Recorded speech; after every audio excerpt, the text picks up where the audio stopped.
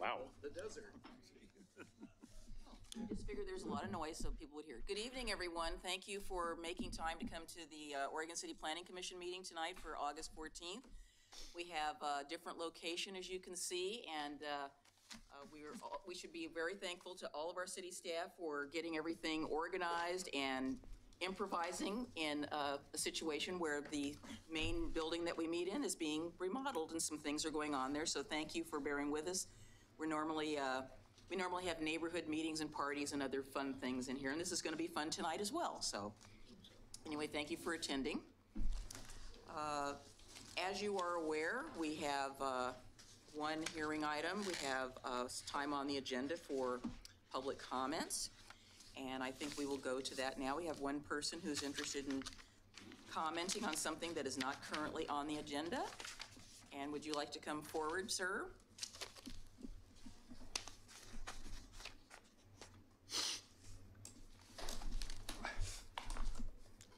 Good afternoon, Paul Edgar. The reason why I'm here, there's an issue that needs to be discussed, and I think it's important to the Planning Commission. And it's something that I believe should not be a subjective call. A subject is impervious surfaces. I'm being told that— Could you repeat that? Impervious surfaces. So I'm being told that a roof is a impervious surface, but asphalt and concrete are not. And so when I look at a planning site, and all of a sudden I'm seeing 80% of the site being paved over, and I look at it and I say, well, you can't do that because our code says you can't have any more than 40% impervious surface per lot. So how does that happen? Well, it happens because subjectively we're asking people to interpret whether concrete is impervious or asphalt is impervious. And I don't think that's an interpretive or subjective call. We don't do that on roads. We don't do that in calculating stormwater. But all of a sudden we're doing that in Oregon City, and I would like to see the Planning Commission come up with an understanding of what is impervious or not impervious, and I'm thinking about particularly concrete and asphalt. Thank you. Thank you, Paul. When we get down to, gentlemen, we get down to the end of the agenda tonight, let's bring that back up and chat with staff about that. Is that okay with you all?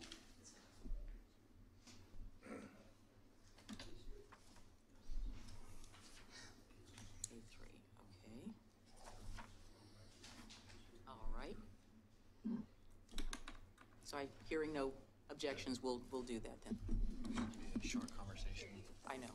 I will talk louder. I just need more room here. I take a lot of notes and I need to spread out here. I don't think I've ever heard anybody tell you to speak louder. Oh, yes, they have. Yes. All right, as we said earlier, we have one public hearing on the agenda tonight. It is for the Abernathy Place Hotel and Mixed-Use Development, Planning File CP 170002, Development Plan File 170003, and Natural Resource File 17004. And before I open the public hearing, I will go through the land use hearing script, as some of you all probably already have it memorized, just like we do. But I will also ask for, have any of the commissioners visited the site, or are there any ex parte contacts? Please speak up into your microphones. Thank you. Bob, we'll start with you. Yeah, I drove by it today and took a look at the characteristics of the site. I visited the site on last Thursday and looked over the train, walked the perimeter of the property. Okay. Yeah, you're going to do that. He said he visited the site and walked the property. We are. I'm familiar with the site, but no other ex parte comments. Damon? I've visited the site. I actually take my car into Mel's, which is right in front of there, and around behind it, been to the train station. And so I'm familiar with the property. Other than seeing the developer at other meetings, I have not had any other contact with them. I've, is this mic on? Yeah. Been by this site many times. I'm obviously Home Depot and my location of downtown. So I'm aware of where it is. I'm not exactly sure. I've not walked it. But I have another statement to make. There's quite a packet that we've been handed up here of all these statements on Oregon City Chit Chat. Before I saw this tonight, I was going to make a statement anyway. I'm prolific out there. I make comments on things. And there's only 2 comments in all these pages that I've made. And both of them, one of them is referencing the fact that I'm heading to upstate Montana or Alaska. I don't think I'd be moving my store up there, but because I was tired of all the traffic on Holcomb Boulevard because of all the trees coming down and all that. It had nothing to do with this railroad station, the hotel. I've read through the documents of the hotel. I don't understand it all until tonight. When I make decisions, it's based on what I hear here tonight, plus what the city tells me. And for anybody to assume that I'm against something because I make a comment about me moving because of too much traffic up on Holcomb or anything else, or the other thing was defending, still to this day, to see a past commissioner blamed and be a scapegoat as a single person to stop some development here. And I'm always going to defend someone's right to ask their proper questions and bring it before the commission. And so I defend that. So I've made comments out here. It's very evident to everybody. Somebody wasted a lot of paper on this to show that I want to move to Montana or Alaska. I'm tired of the heat and the traffic, but it has nothing to do with this hotel. So when I make a decision on this tonight, it'll be based purely on what's delivered here tonight from the city, from those of you who are here, as well as what's in the packet that we sent. And it was quite an extensive packet, a lot of reading. So hope that meets everybody's approval. Nobody's objecting. Okay, and I have visited the site as well. I've been up and down that part of Washington Street on a pretty much almost daily basis. And I have attended a McLaughlin neighborhood meeting where the applicant and the property owners presented to our neighborhood association as information only. Our neighborhood association has not made any decision about this particular application whatsoever. And obviously, living in Oregon City for as long as I have, I know the applicants quite well. And I'm just going to declare that, but we have not discussed this project outside of this particular meeting room or the city hall. I was also at the McLaughlin neighborhood meeting. I forgot to mention that. Yeah. All right, so now we'll go through the good part. Chair McGriff, before you move forward, I want to just give you a little context. So I submitted this chit chat path. This is, so what we have on the dais to include in the record is a chit dialogue from the web chat group, chit chat.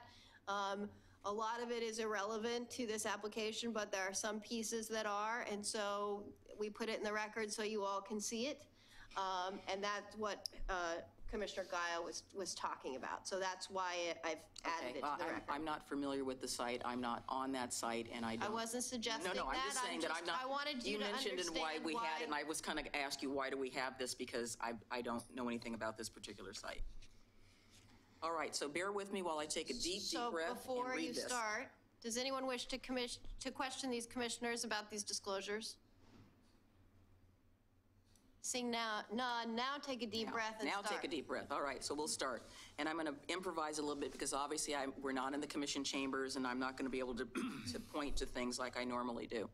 So I've already read the file numbers and we have a public hearing tonight. The staff report has been prepared for the application and has been made available to the public 7 days prior to this public hearing. The staff report identifies approval criteria that applies to each of the applicant's proposals, and staff has analyzed that criteria, which is contained in the staff report. The quasi-judicial hearing procedure that this commission will follow is set out in state law and the Oregon City Municipal Code, and the public hearing procedures are not on the wall, but as you know, we have the staff report.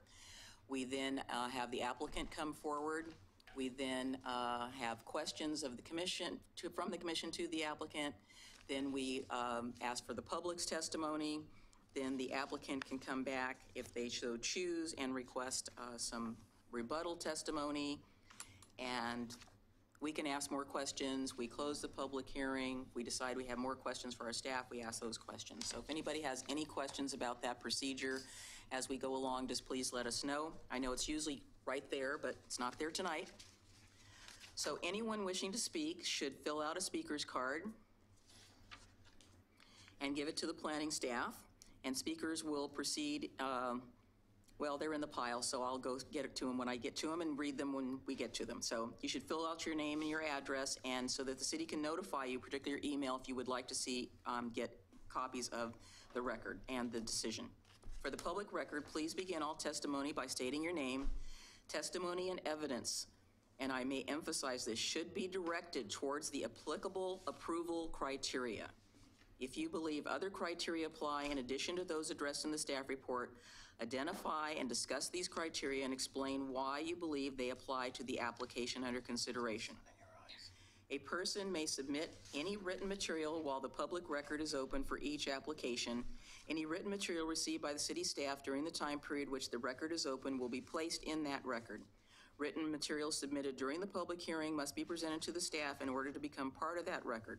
If a person intends for a PowerPoint, oversized poster boards, reports, photographs, or other exhibits used in their oral testimony to be placed in the record, please be sure to give copies of that to the staff while the record is open.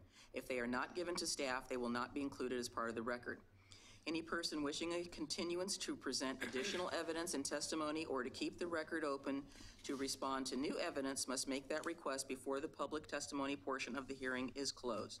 If the Planning Commission makes a decision in which you disagree, any issue that you may wish to appeal must have been raised for consideration of the City Commission or the Land Use Board of Appeals, or both. Without raising the issue on the record with sufficient specificity and accompanied by statements or evidence that the city and all parties can respond to, the issue will not be deemed appealable to the State Land Use Board of Appeals.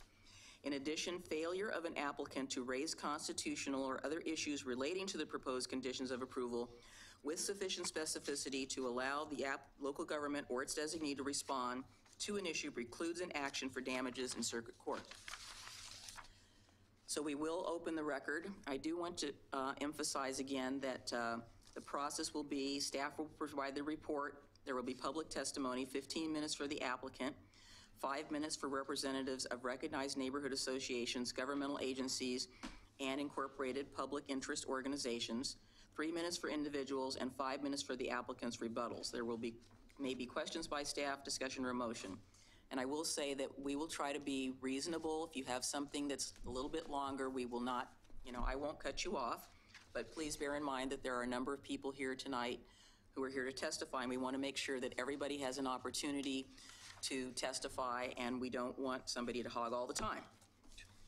So again, we're conducting a quasi-judicial hearing.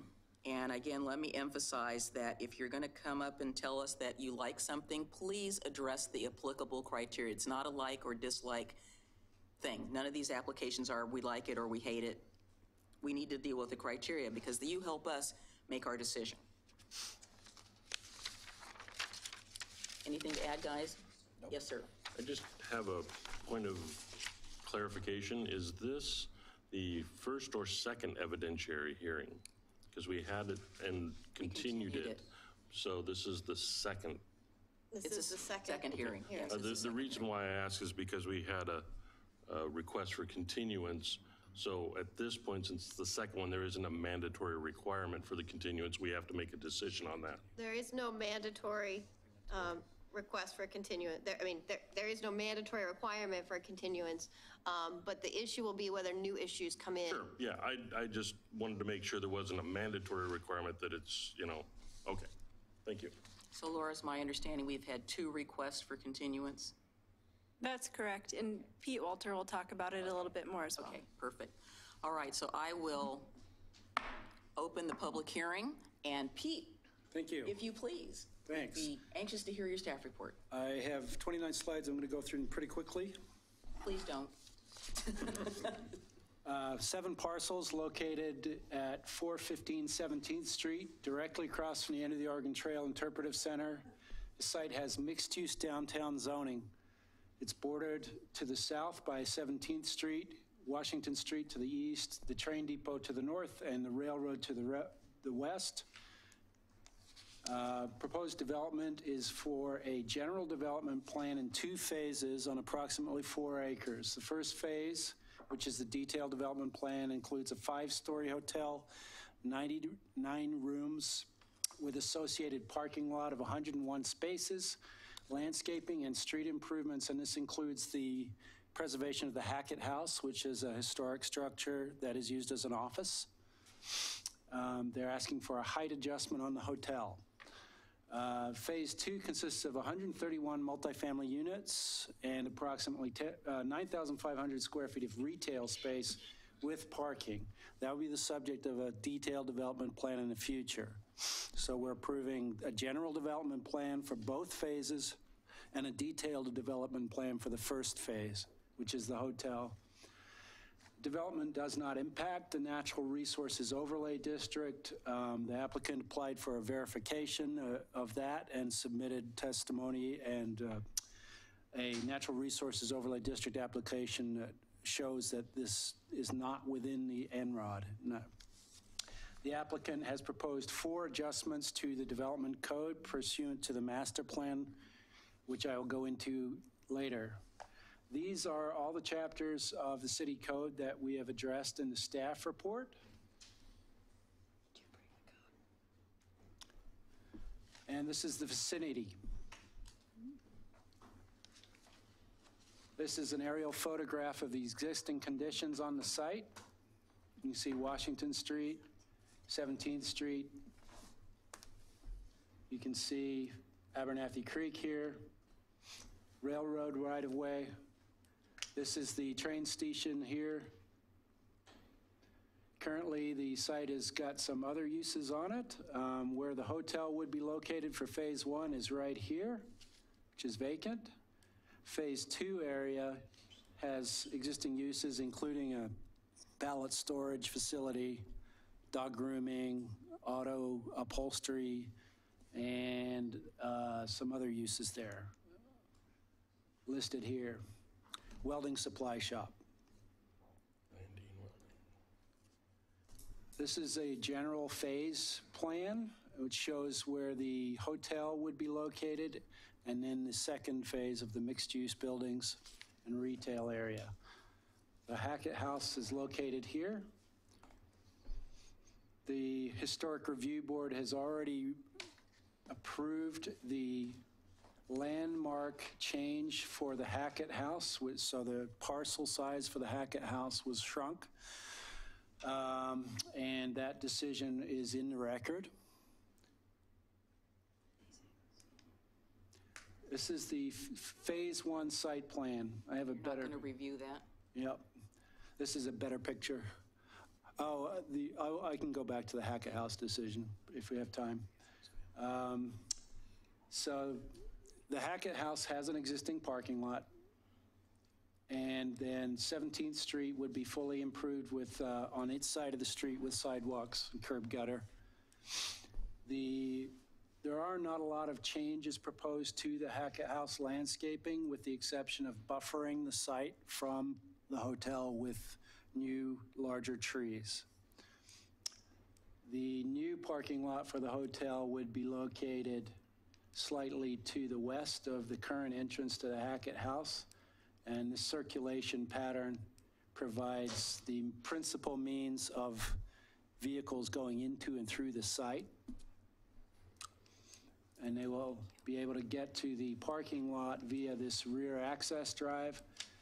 And then you have the hotel itself, you have abutting parking for the hotel, and then some additional parking here. There is a pretty significant grade change across the site, resulting in the need for a retaining wall in this location, which is one of the adjustments. I'll go into that later. Can you show the retaining wall where I didn't? Yeah, I have a slide that zooms in on that. Okay. Yep. The hotel is required to be built above the base flood elevation, so there needs to be balance, cut, and fill in order to meet the flood standards, and the first floor of the hotel is to be built at that elevation, which is higher than the street level. These are the elevations. The east elevation of the hotel in this slide is indicated with the existing development shown. So the Hackett House and then the auto shop on the corner of 17th. The hotel has a Porte-Cochere for automobiles. So the entire width of this facade is approximately 80 feet. We include the Porte-Cochere in the analysis because it's attached to the building. You can see that the front entrance to the hotel in this location is reached by a series of stairs. The applicant's architect will go into much more detail about this. This facade was significantly revised over the course of the application period to assure that it met the main entrance requirements for a commercial building. There's direct access into the first floor of the hotel via this doorway, a large canopy that extends out away from the building, full transparency, meeting the minimum transparency requirements in the code, and a landscaping and a stone wall here. The stair tower on this side of the building is an enclosed stair tower with glass on either side, and then you have 4 stories of rooms, and you have a kind of stepped back parapets. Next slide shows this better. This is another 3/4 view of the Washington Street facade that was originally submitted. And this is the revisions that extended the canopy and some of the other features to make it more prominent on Washington Street. The north elevation to the hotel, which is going to be oriented perpendicular to Washington Street. This facade is, 239 feet long.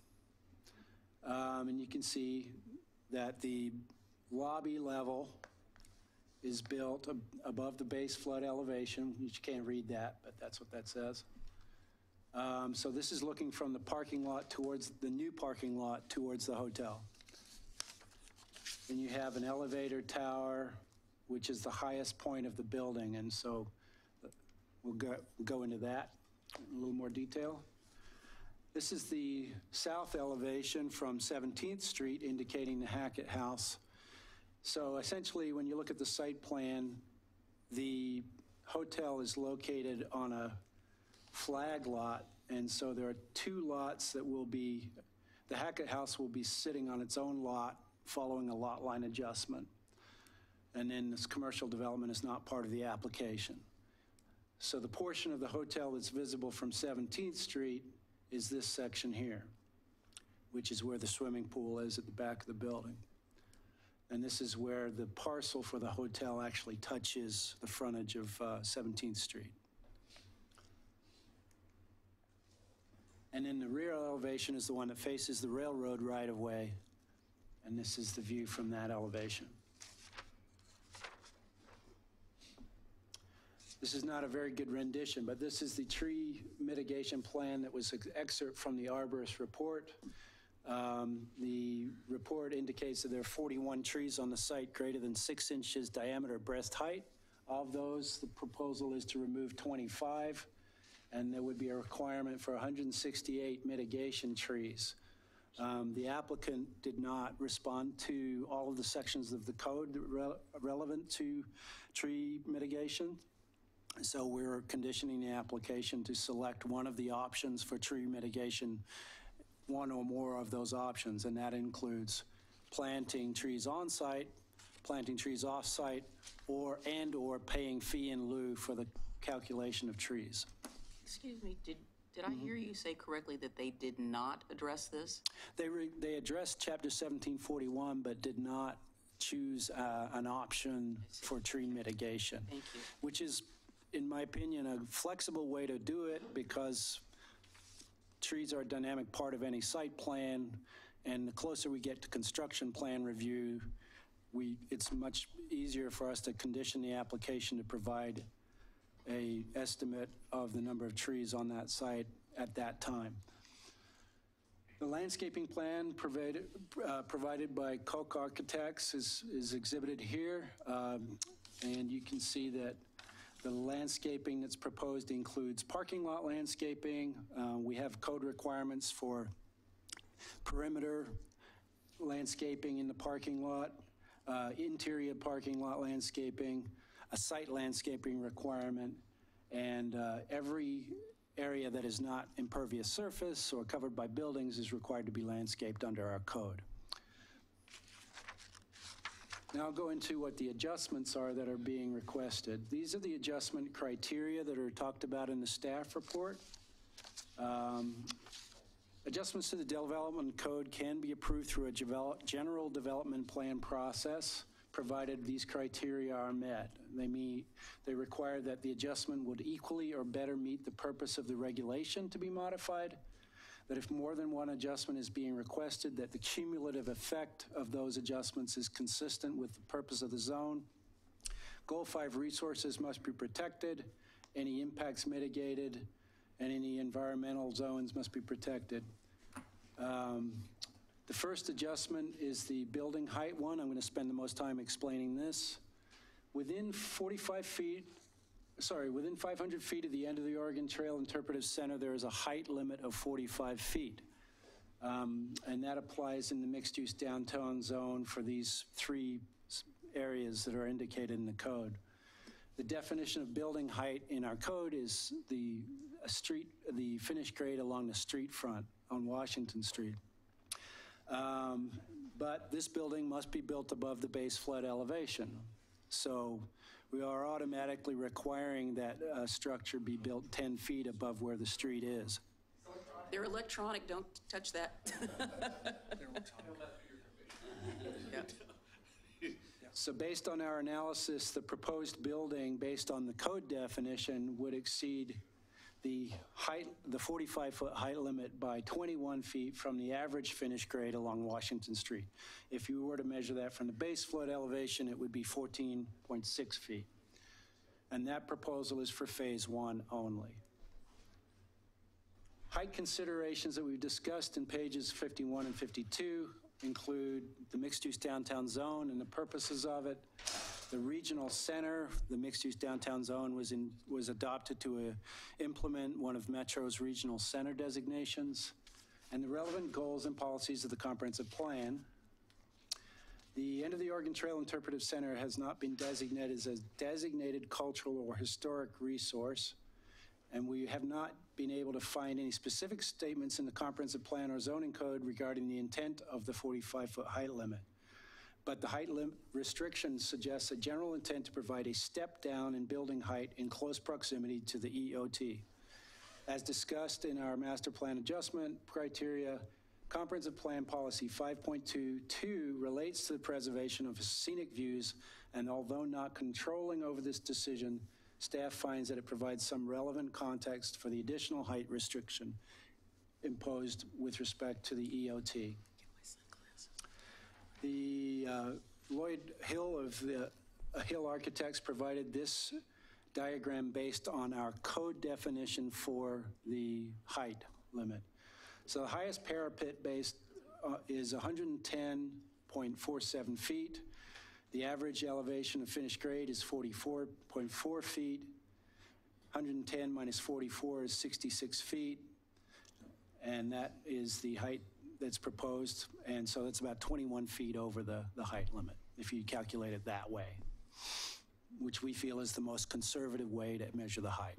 Mm-hmm. Pete, is the base flood datum the 1996, from the 1996 flood? Or yes, it is based on that flood level, and it's very close to the 100-year flood level. But, yeah. So was that the same number you guys came up with? I'm assuming staff did their own calculation as well? The base flood elevation is 50, well, the design flood elevation is 51.7 feet. That's 1 foot above the base flood elevation, which is 50.7 in our code, I think. And they've designed their finished floor at 51.9, get me wrong, and the base flood at 50.9. So it's a little more conservative than we. Second adjustment is a requirement that commercial first floors be 14 feet from floor to ceiling to accommodate retail. Applicants request an adjustment for 12 foot. We didn't feel that they have provided yet adequate justification for this, so we've conditioned the application to do that, and we'll provide that. The third adjustment is for a combined height of a fence on a retaining wall.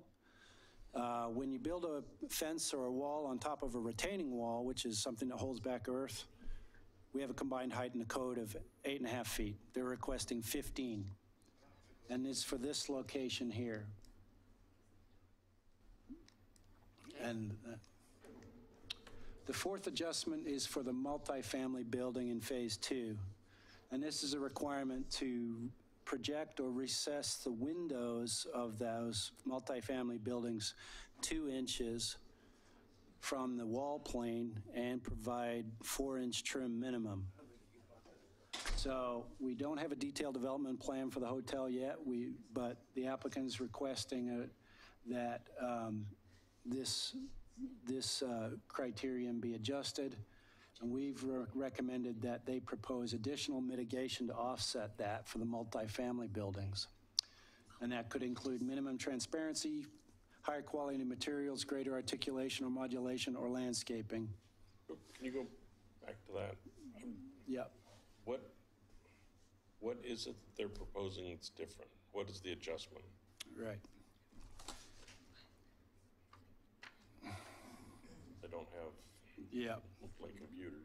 Don't have the computer. Sorry, I didn't include that, but it's in the staff report.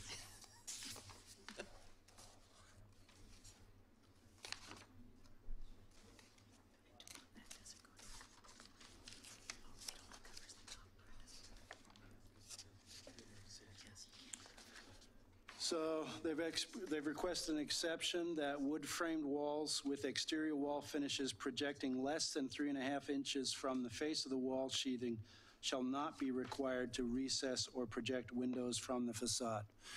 And some of the justifications given in their application were for manufacturer's specifications for the windows on these types of buildings. And if they were to follow the code, some of those manufacturer's specifications could not be met. But we've conditioned applications to provide sufficient alternative through a material or a trim change or something like that.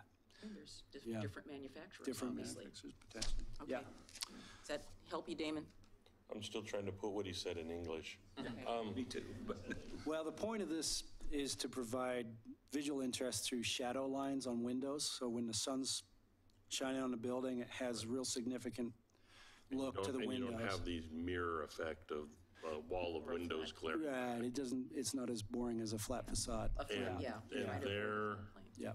And their exception is? We haven't seen it yet, so. They just want a blanket exception to this rule? Yeah, the exception is that wood-framed walls would not have to meet this requirement. Okay. Yeah. As opposed to the cement or steel tilt-ups and that sort of stuff. Okay. So we did receive some additional items to put into the record today. James Nacita has given us 3 items, emails, first being a request for continuance so that they can review some of these, review the staff report and respond to the criteria. Second email is a request for the Oregon City Comprehensive Plan and the Oregon City Downtown Community Plan, Part 1, to be placed in the record, and also a document called the End of the Oregon Trail Design Guidelines to be placed in the record, but we have not located that document yet. We've located some Planning Commission, Urban Renewal Commission minutes related to discussions about that document, and if that document is turned up, we'll place it in the record. But so far, we have not been able to find that document, and it apparently doesn't, as far as we can tell, until we find it, there's nothing in the EOT documents that we've located in the comprehensive plan that relate to height so far. It was a separate document? Referred to in the back of this document. Yeah, we can talk about that a little Yeah. later. I have a couple of suggestions for people who might have it. Okay. Second item is request by the applicant's engineer, Tom Sissel, to strike condition of approval number 41. This is a condition that states that the applicant should provide any Department of State lands or Corps of Engineer permits, if applicable, to the site. And based on the fact that there is no wetlands found on the site, based on the applicant's submitted wetland report, they did not find any wetlands on the site. So we would be willing to support striking that condition of approval. And finally, an email from Mark Matheson related to Two Rivers Neighborhood Association and some other things. And then the Oregon City Chit Chat document, which we received right before the public hearing. Pete, I don't have a copy of the Sissel email. Okay. Let's see if I can find that. We can get that for you. Yeah. And so just to reiterate, there's been a large volume of stuff that's been given to staff today. And so because of that, there was the request for continuance. We would be supporting a continuance until our September meeting. So we have time to look over things and make sure that we're thoughtful in responses and that we verify that all of the requirements have been met. I think we'll probably feel the same way because we're not going to have time to read this either. So I just want to throw that out before the beginning of the hearing. Right. So our recommendation is to take testimony, continue the public hearing with the record open to the date certain of September 11th. And in the meantime, staff and the applicant will work on revisions to recommended findings and conditions of approval, which the applicant has requested. They will, and we'll present them with a final recommendation at the next hearing. And we would respectfully ask that the applicant extend the 120-day decision deadline for the requisite period of time. Thank you. Is there any questions of Pete? Or shall we? Go ahead, Damon. First thing, can you go back to the east elevation picture?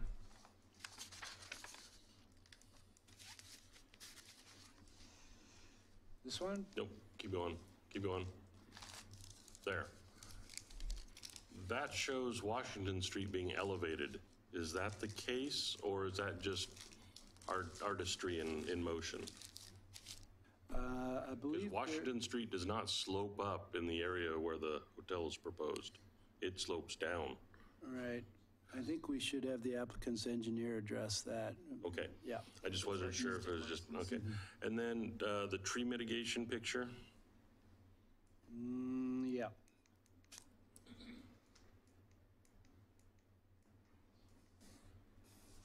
Right. Okay.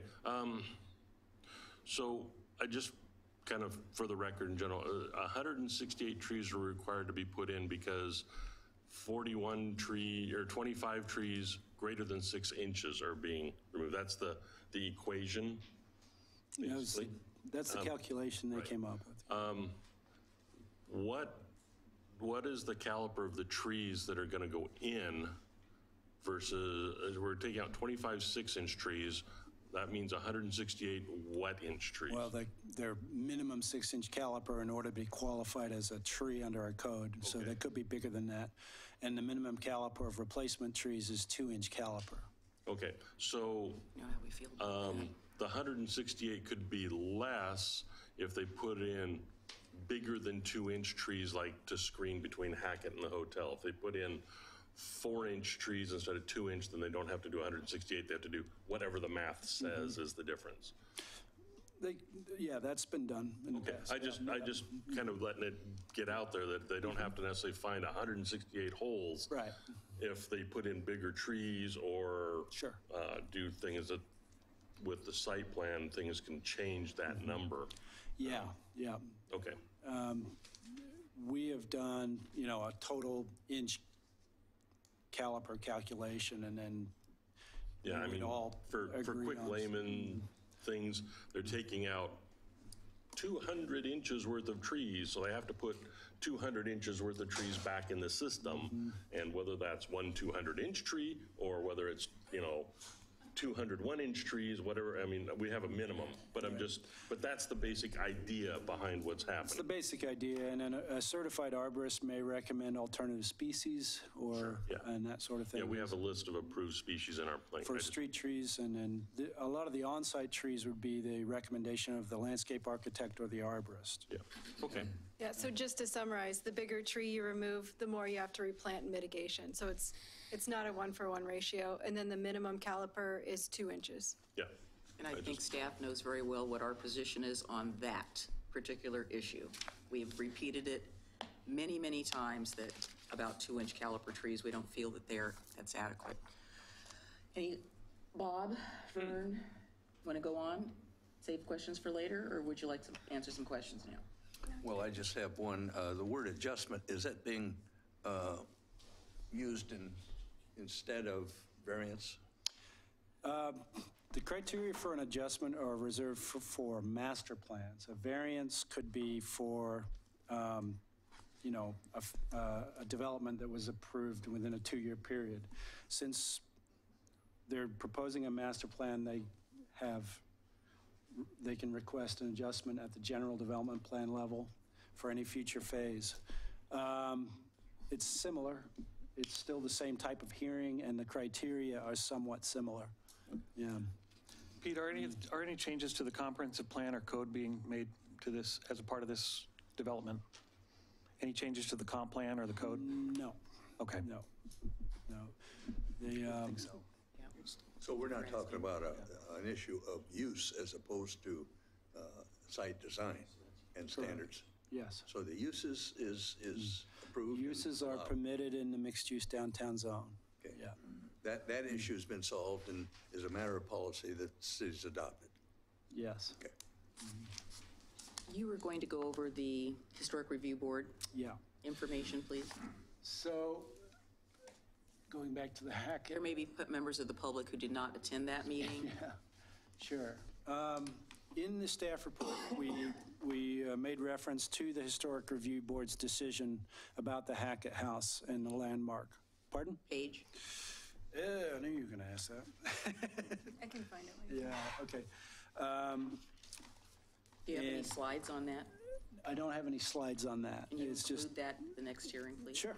Yeah, we can There do aren't that. a lot of slides, though. It would be helpful to have something. So essentially, sorry, you go. The whole packet is part of the record. Right. Yeah, so, but I can include We don't Yeah. have it. You don't have it. That's okay. We will include it. There were considerations with the Historic Review Board that the site be continued to be used, as a historic structure, and that essentially by shrinking the size of the landmark, they would not look at the rest of the site for conformance with the historic overlay district. So they are reserving the criteria for the historic overlay district for the Hackett House. Yeah.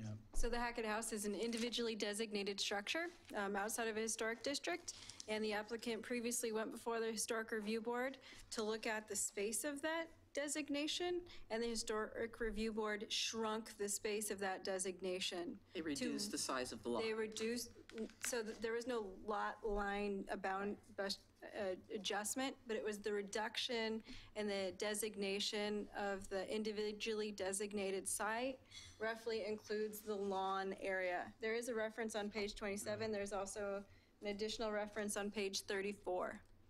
So basically what they said is our purview is this box. All of this development is generally outside of that box. There's a condition that they need to abide by HRB, and if they need to amend the HRB's decision, then they'll have to go back and do so. So it got reduced from what? From the property lines into roughly the... What size? Are you looking for a square footage? Yes, please. I don't know the square footage off the top of our head. It is, the staff report is attached. We'll have it for you in the next hearing, should you continue it. But it's roughly the grass area around, right? If you would come in from the sidewalks around there. I know that the lot is fairly large, so I'm interested in knowing specifically I think this the existing lot This line reduced to what, and what are the setbacks around the particular house? Obviously, as you're aware, I have a particular concern about that. That's why I'm asking. You can talk to the applicant in a little bit more greater detail, but see where the sidewalks are and the hash marks? There's a property line? Right. That's about the size of the reduction.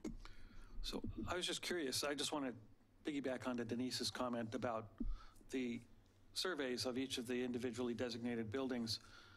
Are they all the properties designated, or are just the houses designated? Property. Remember when we did the a mix? reduction of the Ainsworth property? It was X amount of. It was about, so and then we every reduced it to single one of them right. is the. It's the site. Is the. Yeah, the it goes site, into not the not context. building. Yes, it's the Okay. site. All right. So it's really the building, but it also is the site, so they Okay. reduced the site Right. around the building, and their sense was that that wouldn't, regardless of whatever's built outside of that box, that wouldn't negatively detract from the designated structure itself. Because I think it can vary depending upon what's contained in the survey. Well, it does, but it also, reduction of the site, as you recall, when we did the one for the Ainsworth house, one of the things we were critically concerned about is the impact of the adjoining proposed development would have on the historic site. So again, I'm very interested in seeing that information and the findings that they made to make that decision. It will help me with this decision. Yeah, in so the they were future. attached to the staff report as an exhibit. Okay. Well, before I call up the applicant, I want to just say for the record, I did forget to say, I did talk about my ex parte contact, but I did forget to mention that, yes, I did visit the site. I've visited the site on many occasions. I have been to the Hackett House on numerous occasions. I'm familiar with the particular piece of property that the Hackett House sits on, and I'm familiar with the particular site that this development is going to be on, not only from physically being on the site, but going by it on a regular basis and actually walking the site. So, Chair, you might ask if anyone wishes to question you does about anybody want to those ask me about discussions. that? Okay. Lloyd, I think you're up. And we are utilizing our timer. You'll notice we use it for planning division, but for all of our people as well. There's a timer on the desk over there, and there's also a timer here. They should be matching. I can't see that one. There's a thing in the way. But. Before I start, I've got a couple of guys you might know that. Never seen them before in my life. Well, you're listed as number one here, so I'm trying to go in the order that staff gave these to me, so. We won't be here long. Very brief. We're excited to bring another hotel to Oregon. Take your name What? for the record. Oh, my name, sorry, Dan Fowler, Oregon City. We're excited to bring another hotel to Oregon City. It's been a dream of ours for about 5 years. Many of you know we have the Abernathy Center, and as that business has grown, the need for overnight lodging has grown, especially in the corporate realm. So we're excited to take a look at this. This is just a little bit of history for you and maybe some of the members in the audience, but we've been in business for 38 years, and the Hackett House and that property was the first property we bought in 1984. We restored it with a lot of blood, sweat, and tears from our families, and we've had that land for now 33 years. So why a hotel and why now? As I mentioned, we have the Abernathy Center, and the need for that has grown and grown. So what we did is we commissioned a firm that looks for and studies whether it's viable to place another hotel in a community, and where that viability may be a good match. And so we did that. We hired a gentleman out of Seattle, Tom Kennedy. He did an independent study. The numbers look good. And then we were approached by a company that was interested in putting a hotel there. We didn't advertise it. We were approached, and we're happy to be working with Evergreen Hospitality and the members of that group and ourselves in this venture to bring a Hilton Hotel, the Hampton Inn and Suites to Oregon City. We want to do the right thing. We have tried very hard to design this to fit right and to do right by the historic nature of the Hackett House and the property itself. We think it's a fabulous fit that works well with the Amtrak station.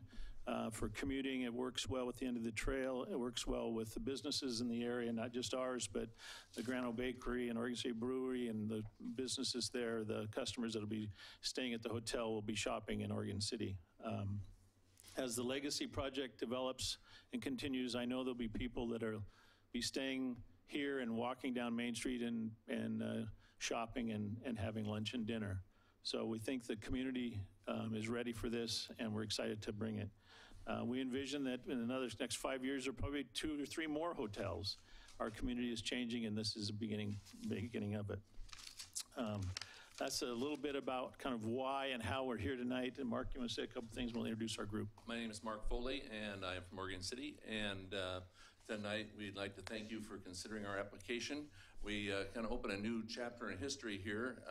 Abernathy Green was the welcoming spot for many people who came down the Oregon Trail, and they hit Oregon City and were welcomed by the residents there. So we're bringing hospitality back to Abernathy Green.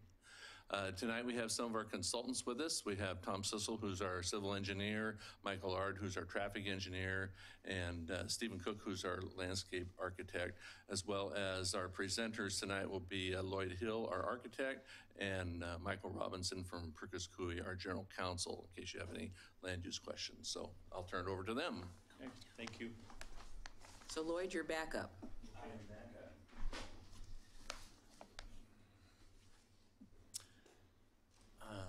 Commissioner McGriff, Planning Commissioners, my name is Lloyd Hill with Hill Architects. I have been working with the development team on this property now for the past 6 years or so. Okay, so does the mic actually go to any speakers, or is it just recording? I have no idea. It's rather quiet, so we can get the quality on the audio recording, which goes on demand on our website. All right. So anytime you could shout or project, feel free. Not shouting, just projecting. I will try to speak up. Let me know if you can't hear. So we've been working on this property with the development team now for about 6 years or so. Over that period of time, we've developed a number of different proposals. This is the first proposal that's risen to the point where we're presenting it to the city for approval. I'd like to start by just sort of putting this in its context. You all know Oregon City very well.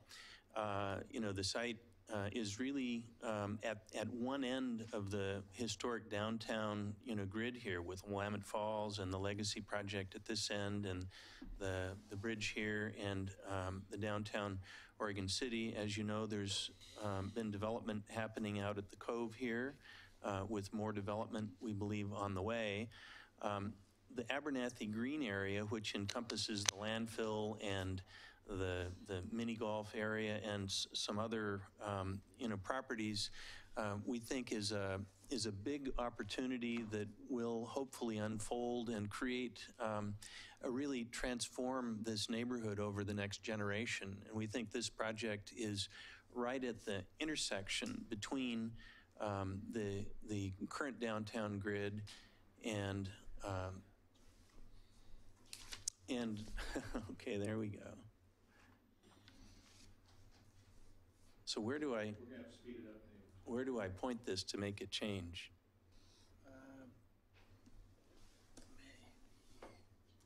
Is it not working? It's not working. The screen. There you go. Okay, so as you see on this slide, you see the site, and you see the gridded neighborhood really ends at this location. And the city's development code has really been designed to continue the urban character with activated sidewalks, buildings fronting the street, and the elements that I pushed it once. And it went 2 slides. So the existing uses that are around this, some of these uses we think are in transition. The end of the Oregon Trail should be there into the future. The train station should be here into the future. On the other side, we're not so worried about the uses on the other side of the railroad tracks. It provides a bit of a barrier, but the landscape supply, is probably not a long-term use there. the roofing materials, truck parts, and so forth over here probably will evolve over time as the city matures.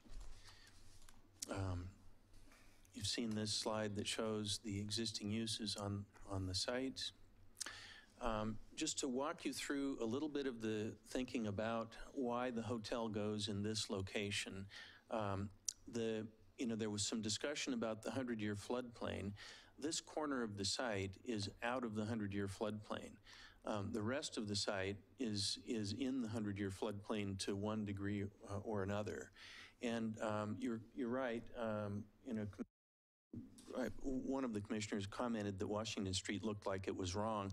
The high point here is at elevation 52 or 53 or 54. It slopes down on 17th a few feet here, and it continues to slope down this way. So by the time we get here, we're down at about elevation 44 or 45. And it continues sloping down to about elevation 40 here, or 39. So by the time we're down at this end of the site, we're about 10 feet below the floodplain.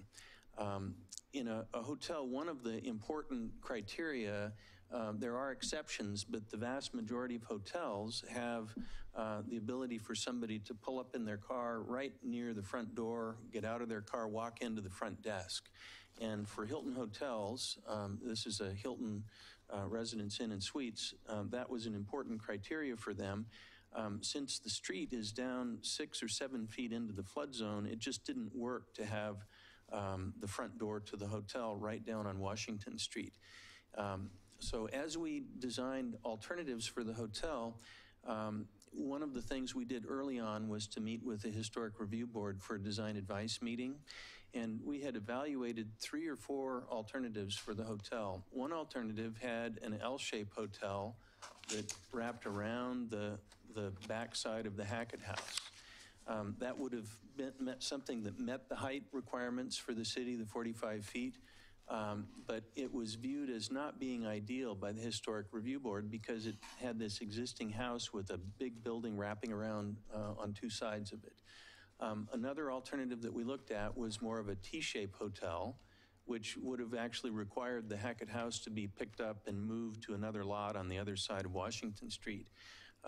That was also not ideal, and really it was through interaction back and forth with the city and the Historic Review Board that we arrived at the scenario where we add another floor to the hotel. It becomes 5 floors. It becomes a linear hotel. It doesn't wrap around both sides. And it becomes, when viewed from Washington Street, much less massive. It's a narrow profile when viewed from Washington Street. So that was part of the reasoning for it. Now, why is the hotel there other than the flood zone being here? There's a big sewer pipe that goes through here with an easement. So we can't have a building across that easement. So it's either on this side and it's all in the flood zone, or it's on this side. So we were kind of stuck on this side of that sewer easement for this project. So phase 1 is the hotel, phase 2 is the mixed use project here. I'll quickly go through the slides here. So this is a view of the Hackett House this was one of the images similar to this that we presented to the Historic Review Board. That was why they felt like this was the best of the options that we reviewed. Incidentally, the Hackett House parcel, the part of it which is not under the Historic Review purview now is just parking lot. We've left the parking lot in exactly the same location. The curb that we're building there, a new curb, is within a few inches of where the existing curb is. So we haven't reduced the amount of landscaping around the house at all. All we're going to do is just rebuild the parking lot. So this shows the access in and out of the site. The primary access for the hotel is from Washington Street here, with a secondary access here, and then there'll be 2 accesses for the phase 2 building, one here and a second one here, vehicular access. This diagram shows the pedestrian access. Interestingly, there's street access here with access to the retail that fronts on Washington Street, and we're treating the access back to the railroad station as if it's another public right-of-way here. So having the building face that with shops and so forth and sidewalk and commercial activity that will draw people back to the train station. The blue line shows the accessible path connecting from 17th to the railroad station. We're hoping that there may be a future way to get under the railroad trestle over to future mass transit on the other side of the railroad. This diagram shows diagrammatically how we're meeting the landscaping requirements for the general development plan. And so here is our rendered general development plan for the project. Now, we do not have an application for the second phase, the mixed use, but I'll just very quickly go through a couple of things that we have done in the master planning for this to help you understand. The area that's highlighted here is the sidewalk and the public sort of street-facing realm, which we have gone to special lengths to create plazas at the corners. I'm sorry, I hit the wrong button here. We've gone to special lengths to create a nice corner plaza directly across from the end of the Oregon Trail here, another plaza in the middle of the building, another plaza here, and a hardscape landscape that we think will be very inviting, drawing people back to the train station and providing a way out. The upper levels of the building, there's a layer along the edge of the building, which is balconies and roof decks and ins and outs. And you can see the building's not a big, long wall. We intend to address the desire for shadow lines and so forth using the architectural form rather than the window punches themselves, which is why we had requested that adjustment. And we just went through a big process over at the Cove trying to comply with the multifamily housing requirements for these 2-inch recesses on the windows, and with residential nailing flange windows, it's just very hard to to deal with the technical issues with the typical windows that are used for these projects. So we're proposing addressing the articulation on a bigger scale with the massing of the building. The access in and out, there'll be a garage underneath the building here with an access in and out here and an access in and out here. There'll be a service area at this end. And finally, the pedestrian circulation that's not on the street here, there's an accessible route that goes along the back of the building.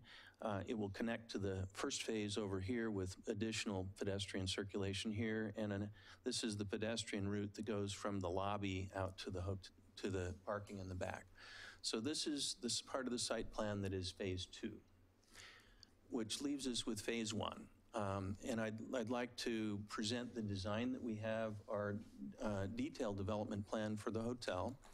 The hotel, the first, the area that's highlighted, I don't know why it's doing that. The area that's highlighted here is the end of the hotel that faces Washington Street. And as you can see, it's a relatively narrow profile of the building.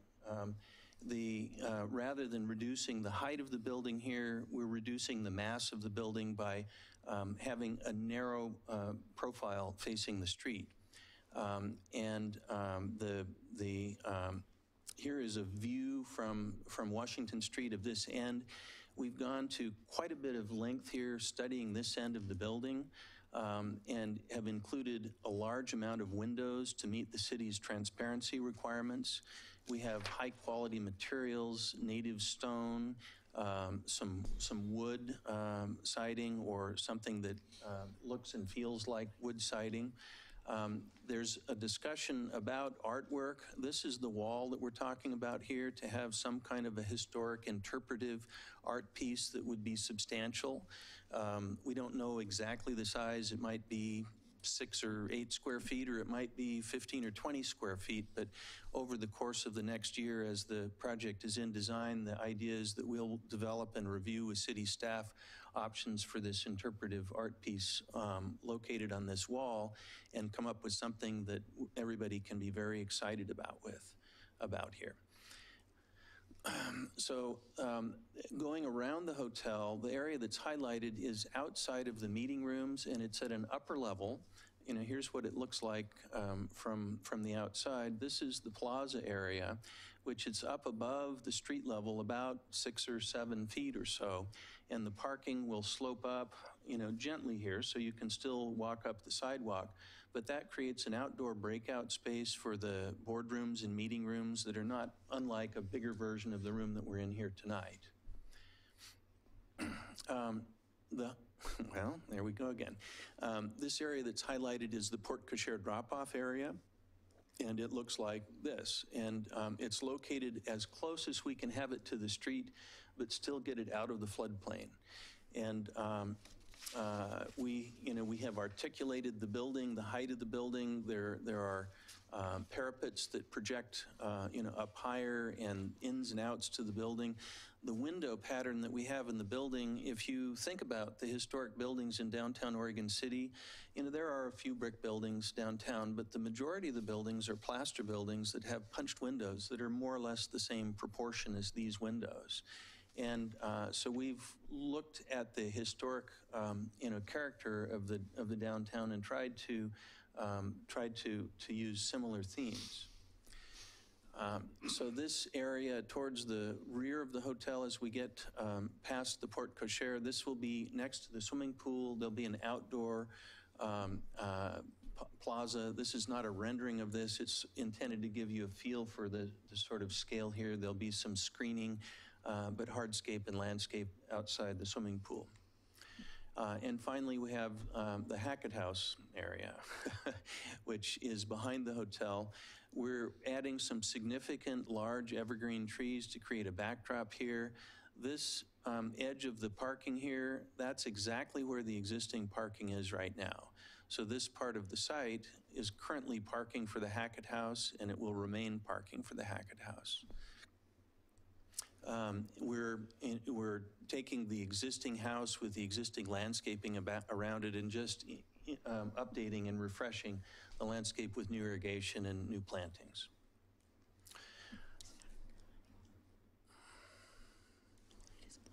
So just very quickly, this is a photograph of another relatively current Hampton Inn and Suites. Just wanted to let you know the red light's been flashing. Okay, I'll hurry through these. Just wanted to let you know. So this is what Hilton's current prototype is like. And if you're not familiar with the hotel, I'll just click through. Here's a front desk for Hampton Inn and Suites. Here's a 2-story high sort of lobby dining area, which will have something similar to this. There's an enclosed pool that will be similar to this. Here's one of the, well, I'm not sure about it. It's guest rooms. So the final 3 slides here. So this view of the hotel would be coming down Main Street just as you cross Abernathy Creek. And so somebody coming to the Abernathy Green from downtown would approach the hotel from this side. This stair element will be something that we think can be a landmark for this part of town. At night, it will be lit from inside, so it's something like a large lantern. The punched windows that we have here are very similar to a number of the historic buildings in downtown. The varied roof heights and varied materials. We have the uplit cornices that will be very subtly lit with some lighting at night, meeting the Hilton's standard. This is the view from Washington Street looking towards the end facing Washington Street. We talked about this before. The entrance, pedestrian entrance coming from the street up here with an entrance directly in to the meeting room area and the lobby for the hotel. And finally, the view coming from the other way on Washington Street, showing the whole hotel. So I guess with that, I'd be happy to answer some questions. Let me just offer 1 or 2 additional thoughts here. This project, the approximate cost for the 2 phases of this project, we estimate the hotel will be somewhere in the $16 to $19 million range. And the phase 2 project, or the hotel 14 to 16, and the phase 2 project 16 to $19 million. So we're talking about $30 to $35 million worth of development cost. The jobs that will be created in constructing the hotel, it'll be something around 70 to 75,000 man-hours, which would be the equivalent of about 200 to 300 full-time jobs during construction. Once the hotel is finished, there'll be 15 to 20 full-time employees there. And this payroll, both during construction and the permanent, will have a trickle-down effect and will provide many more jobs throughout the city. And finally, the taxes for the hotel, the property taxes will be somewhere between $150,000 and $200,000 a year. And the lodging taxes for the hotel, which are intended to really support tourism, which is one of the focuses for Oregon City, the lodging tax will be somewhere between $350,000 and $400,000 a year. Thank you very much. Yes. I just have one quick question, something you noted, and I'm not going to make you go back on the slide. You were commenting about all the businesses that surround the plan here. Yes. But you did mention something about the, let's see, where did I put it in my notes here? The landscape supply is not long-term, and it made me start thinking, is there plans? I know with all the development going on in Oregon City, people use that. When I moved here, I used it, and everybody in our neighborhood did. Does the owner own that property too, and is there future plans? I believe that city urban renewal, and with the designation here that this is really a commercial center, that's really a placeholding kind of a land use that's not likely to be the long-term use. I just didn't know if it was planning, this was the first, and there was going to be more down. Okay, that's all I wanted to know. Yeah, because we're in a different situation here, we would appreciate that we're not getting any comments from the audience. So if you do need to say something, we really appreciate if you come up to the mic, because that's where we need to be. Do you have a tally of the number of rooms that you would be able to yield from that building if you were to comply with their height requirement in that area? Well, we could comply with the height requirement, but it would require a building with a larger footprint and more rooms on each floor. Okay. Hilton is really the gatekeeper here. I think the city is lucky to have a high-quality project like this, somebody proposing it here.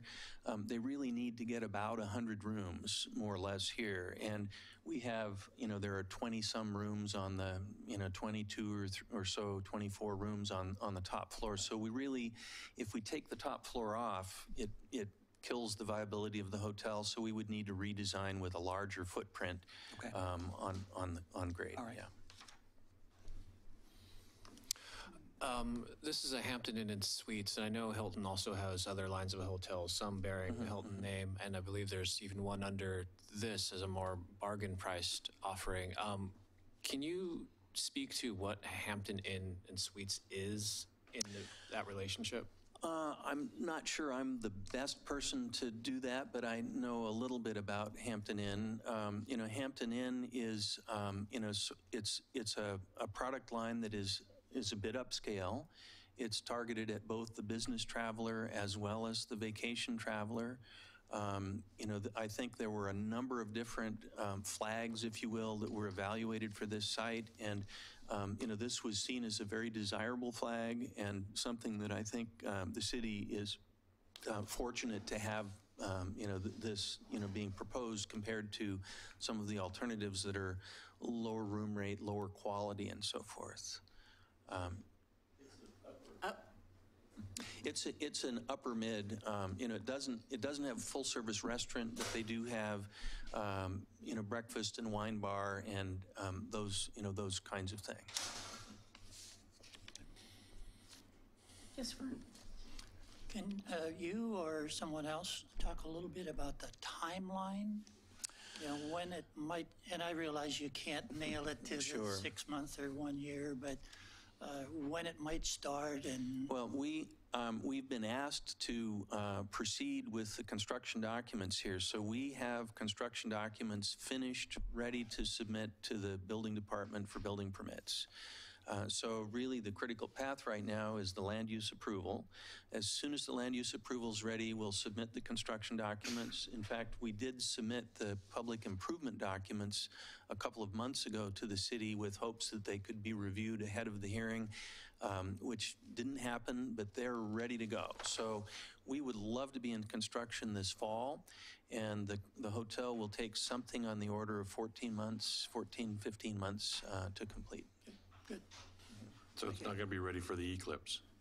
Won't be ready for the eclipse. Did you have a question? Damon? Yeah, a couple questions. First, to get back to the question I asked about Washington Street, you're not intending to elevate Washington Street? No, that was just artistry. On the rendering. Anders here is our 3D modeler, and I think Anders and I didn't notice that in the 3D model, Washington Street was sort of tipping down the wrong way rather than tipping up to the corner. That's fine. I just wanted to. And then. This is my own personal thing. Why 99? Why not 100? If we could have squeezed another room in, we would have done it. Okay. And then one of the variance criteria, or one of the areas that you don't comply is you have a 12-foot ground floor instead of a 14-foot. What is? Well, I believe there are 4 adjustments. One adjustment is for building height, which only applies to the hotel. Yeah. Another adjustment is for that retaining wall, which is on the hotel side. The other 2 adjustments, I believe, only apply to multifamily. And one of them is the 12-foot, 14-foot.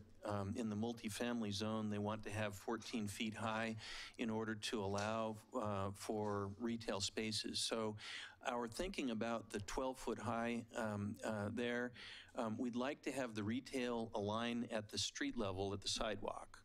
And we also would like the second floor of the multifamily project to have the floor more or less at the same elevation as the Porte-Cochere drop-off, so that we can have an on-grade entrance in and out of that floor. And so if you do the math, that's where the 12 feet floor to floor comes from.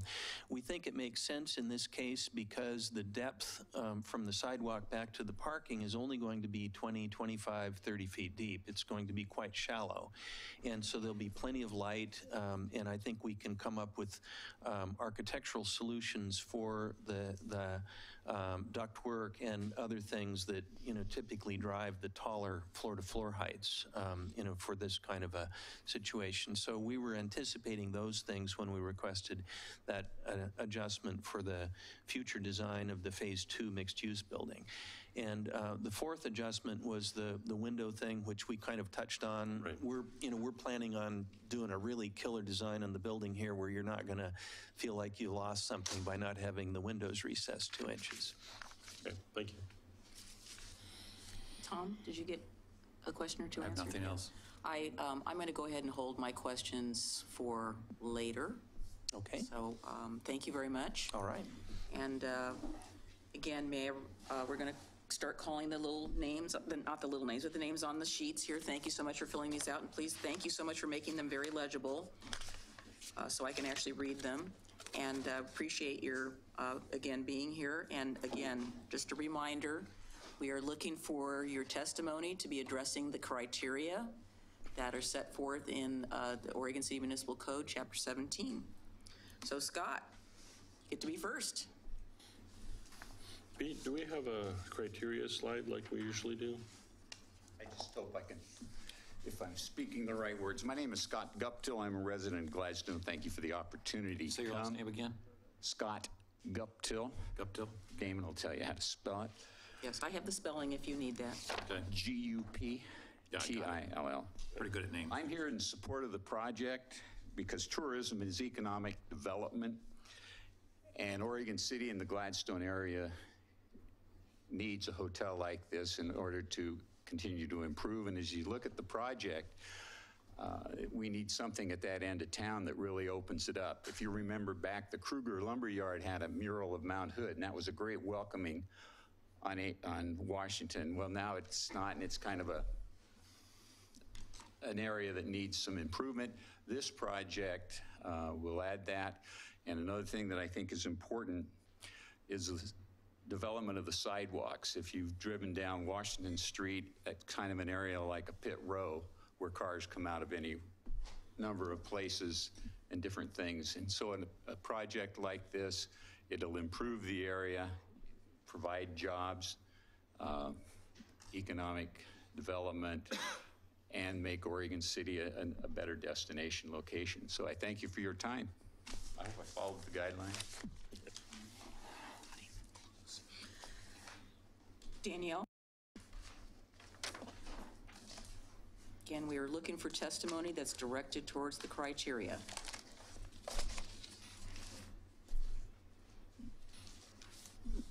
Good evening, members of the Planning Commission. I'm Danielle Cowan. I serve as the Executive Director for Clackamas County Tourism. We're branded as Oregon's Mount Hood Territory. We serve as the destination marketing organization for the county, and as the last speaker just said, for us, economic development and tourism are one and the same. I am here on behalf of the Tourism Development Council to offer our support for the proposal and to build this hotel at the end of Washington Street. I have also a letter with me that's signed by the board chair of the TDC, John Erickson, for your files and records, which I won't read it now, but I have it here for submission to you. So we have reviewed the submittal and believe the hotel is properly sited and is compatible with the surrounding area. In fact, I note that I think it's a particularly nice area because of the location with the Amtrak station and all the work that's gone on there to make that a bicycle hub and a really cool use for the city, as well as what's going on the end of the Oregon Trail, which we have a vested interest in. We do cooperate and work with the folks for the Visitor Information Center that's there. And they serve as great partners for us. This project is a particular need. We did a housing and lodging study over the last few years, and Clackamas County in general, Oregon City in particular, are suffering from not enough lodging properties. And it's a very true statement. They're being built all over the rest of the greater Portland region, but Clackamas County has not been able until now to attract new properties. So this is very exciting for us in our business. We think this will address a lot of other activity that's soon to come with the Willamette Falls Legacy Project, some of the other planning and development projects that are underway. This just complements those. Its proximity to the Abernathy Center, which has been popular and well used, the end of the Oregon Trail, the Museum of the Oregon Territory, and the McLaughlin House.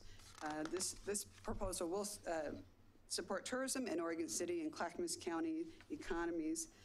So we believe this will be a catalyst for future development, and that it does not have any downsides that we're aware of, and we fully endorse this application. So thank you, and I'm here for any questions if you may have them. Thank you so much. And could you hand that to staff so that can be included as part of the record? Thank you. Thank you so much. Mr. Tom, sir.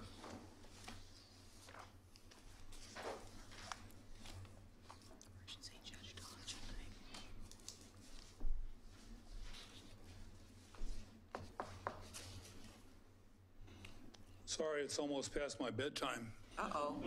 All right. My name's Ron Tom, and I'm a lifelong resident of Oregon City. And for those of you who don't know, I'm a former city commissioner and a former mayor and a former member of the board of directors of the End of the Oregon Trail and Historical Society, and you name it, I've been on it. All my life, I have wanted positive growth for this city. And here is something in the right direction, because it provides taxes in a positive way. It provides tourism, and what better location to have a hotel right across the street from one of our major tourism facilities that we spent a lot of money and a lot of effort and a lot of time promoting, and here's an opportunity to further promote that. I would like to point out, as a matter of light that my good friend, the former mayor of Gladstone, pointed out. There are 2 hotels in that small city to our north, and Oregon City only has 1. So here's an opportunity to have 2. The only downside is I wish it would have been done on the Oregon City Mill property site. I don't know what's going on there. We haven't developed that. That was our last major commercial taxpayer property in the city. And here's an opportunity to go in the proper way. I don't see any downsides to having this site the way it is. It's located on major thoroughfare. It's located very close to the exit off of I-5. Goes right by my favorite toy store, and which I visit sometimes 6 and 7 times a day. And I'd like to clarify the record if I could. For those who saw me hand an envelope to Miss McGriff when she came in tonight, it did not contain any currency. It did contain a check, however, and that was in payment and an application for the plaque for the heritage site half a block from here. The Judge Ryan House. The Judge John Ryan home, which I've just finished restoring after 18 years. So please give this matter your serious consideration. It's a positive step forward for the city, and we haven't had many of those in recent past. Thank you. Thank you, Judge Tom. I may add for the record that during Judge Tom's tenure as mayor and city councilman, he was instrumental in passing our historic preservation codes. And we have him and that council at that time to thank for getting that in place and making Oregon City what it is today. Mr. Hammond, sir. Nice to see you.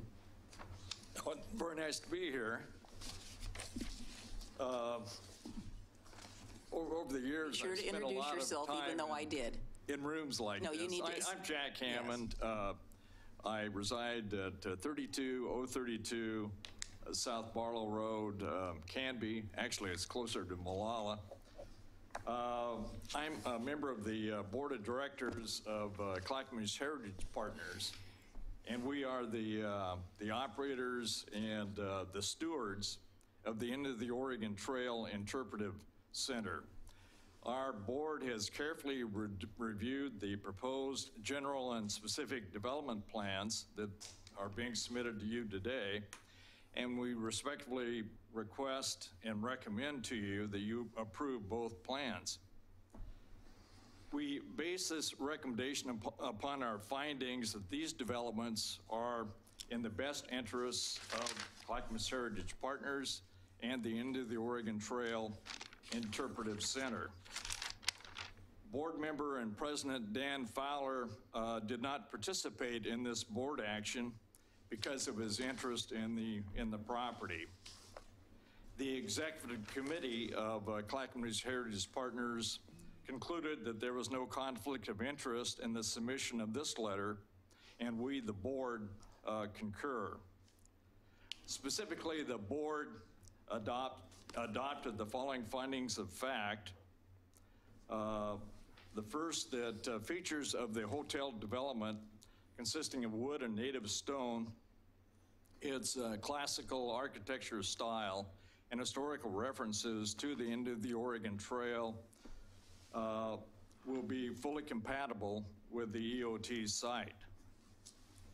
The hotel, we also submit, will provide attractive and comfortable lodging for EOT visitors, as well as for visitors to the Riverwalk project that will soon be coming into being at Willamette Falls. The hotel will encourage visitation by patrons to both sites. Visibility from I-205 of the hoops will be retained, and the siting of the hotel perpendicular to the Oregon or the EOT will create a pleasing view corridor for us. if the hotel was shifted to a parallel position, that would not be nearly as helpful to us. Approval will enhance the overall development plan of the surrounding area and encourage similar high types of developments in the area in the future. We think it's also consistent with the ongoing revitalization of downtown Oregon City. Be happy to answer any questions you may have. Questions? Nope. I have one. Yeah. Could you further reiterate and explain to me how the design of the hotel is compatible with the end of the Oregon Trail Center? Well, it's, I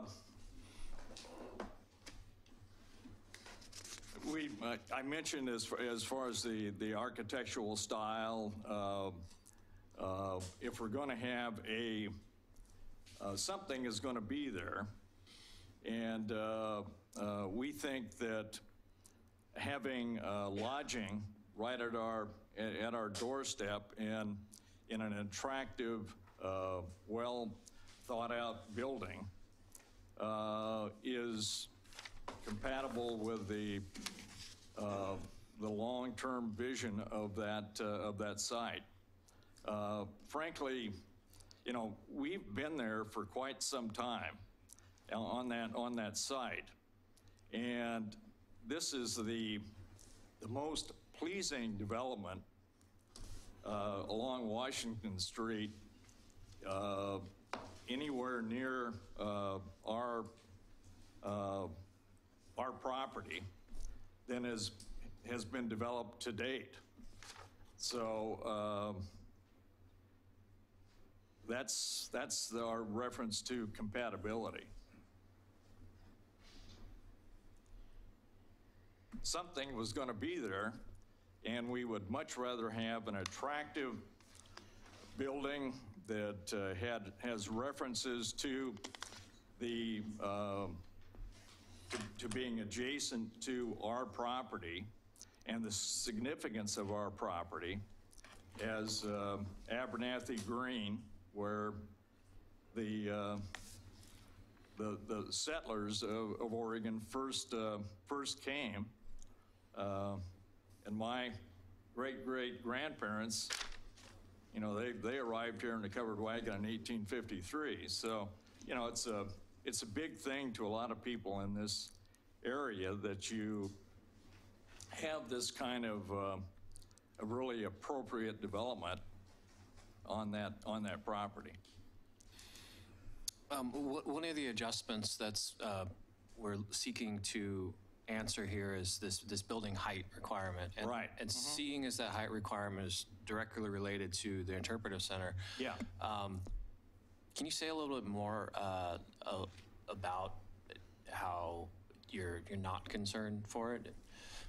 Well, if the building, you know, the architect, Mr. Hill, commented about the reduction in the mass of the building because it's situated perpendicular to the end of the Oregon Trail and is not parallel to it.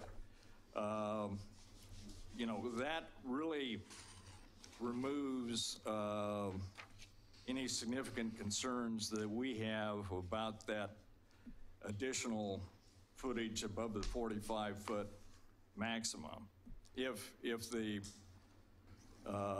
we would much prefer that to a building parallel to us of 45 feet in height. The view from I-205, that's where most of our patrons arrive. They, you know, we're still readily visible from the freeway, and our hoops are our principal advertising. Thank you. So let me ask you one little esoteric question. Sure. When are the tops coming back? Well, because as you know, having an ancestor come over on the wagons, they were patched many, many, many, many times over. Yeah. And I think the loss of those was a loss for the community. So I'm asking, are the hoops ever coming back? The I mean, the hoops are there, are the covers ever coming back? Yeah. Because that would be, We would certainly prefer to have the hoops covered so that it would, be more, remind you of a covered wagon. But the problems that we ran into were economic problems. They were of limited duration. And the maintenance of them, there was an awful lot of expense involved in repairing those. They'd incur storm damage. There's a number of really uncomfortable things that happened to us, and we didn't really have the economic ability to keep those in a good state of maintenance. Well, the pioneers did the best they could. I figured you'd get up there with a lift and somebody had a big giant needle and you'd make the little repairs. Just like the wagons that you see in the pictures. And so think about a GoFundMe site. Yeah, that's a thought. Thank you very much. Thank you. Mr. Pierce. Again, we're looking for some criteria that we can help make our decision making. Right. My name is Jay Pierce, and I'm appearing as a resident of the McLaughlin Neighborhood District with the statement that I'm one of a handful of the very closest single-family residences to this development on Washington Street.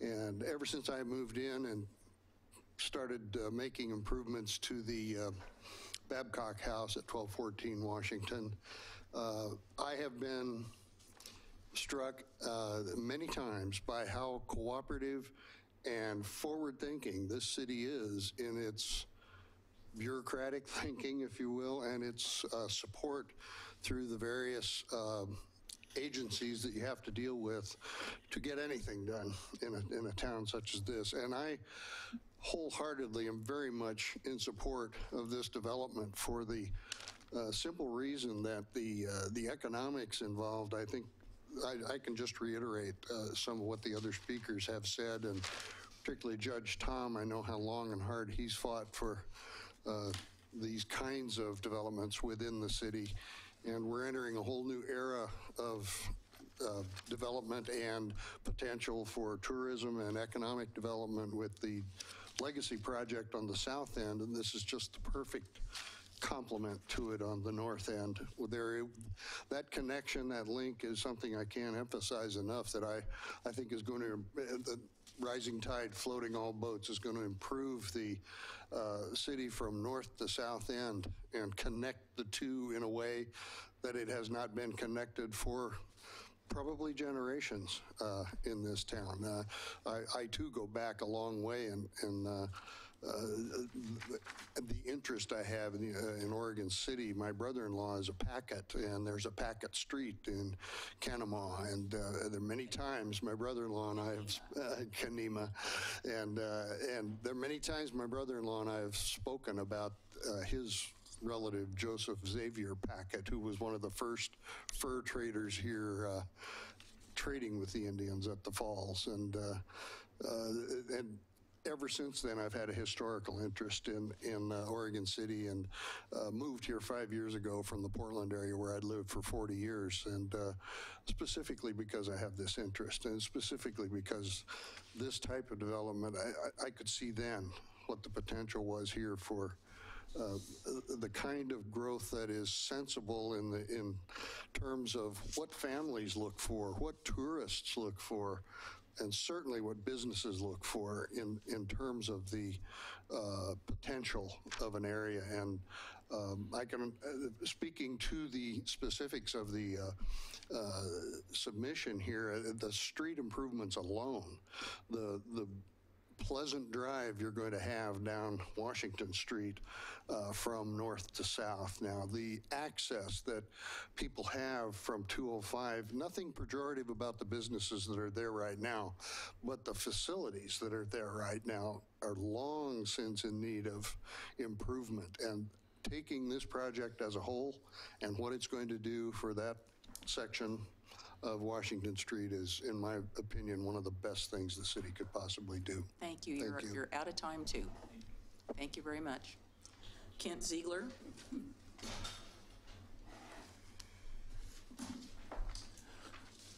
Thank you. My name is Kent Ziegler. I live at 2142 Merrillwood Court in West Lynn. I didn't always live in West Lynn. I grew up in Oregon City, graduated from Oregon City High School. I'm a fourth generation Oregonian, and truly have a very strong connection to Oregon City. Many of you may know it or may not know it, but I'm president of the Oregon City Business Alliance. We've had a number of forums each month where we talk about what type of economic activity is occurring in our city. We're very, very excited about this project. So obviously, as you can tell, I'm here in support of it. I appreciate all the time that architect Lloyd Hill and the developers have put into siding the buildings, creating a visual effect with soft materials, utilizing stone, a wood effect to go ahead and soften the hardscape of it, the amount of trees that are going to be mitigated either on site or elsewhere. And it just shows to me someone that has really given a lot of thought and consideration to making this a Class A location. I've mentioned on numerous occasions at our economic forums, activity breeds activity. And with the Cove project now coming out of the ground, with this hotel hopefully being approved by you either tonight or at the continuance, I see things just building. I'm also on the board for the Rediscover the Falls for the Legacy Project with former Mayor Alice Norris and others, Metro Councilor Carlotta Collette. And I too, like the others, agree if we can bookend downtown Oregon City with the Legacy Project at the south end and the Cove, possibly the rivers, this hotel project at the north end, the potential that downtown Oregon City has to experience is unlimited. And I have a lot of faith in the Planning Commission for Oregon City that you will fulfill the dreams of many of its citizens. We all will prosper by this economic growth. I concur with all the comments that have been made earlier about the economic contribution and property taxes, jobs. I do believe that the ripple effect does occur, that when people are employed, they spend the money locally in their community. And I just see this as a win-win for everyone. So on behalf of myself and the Oregon City Business Alliance, I ask that you support this project. Thank you. James Nasita. Thank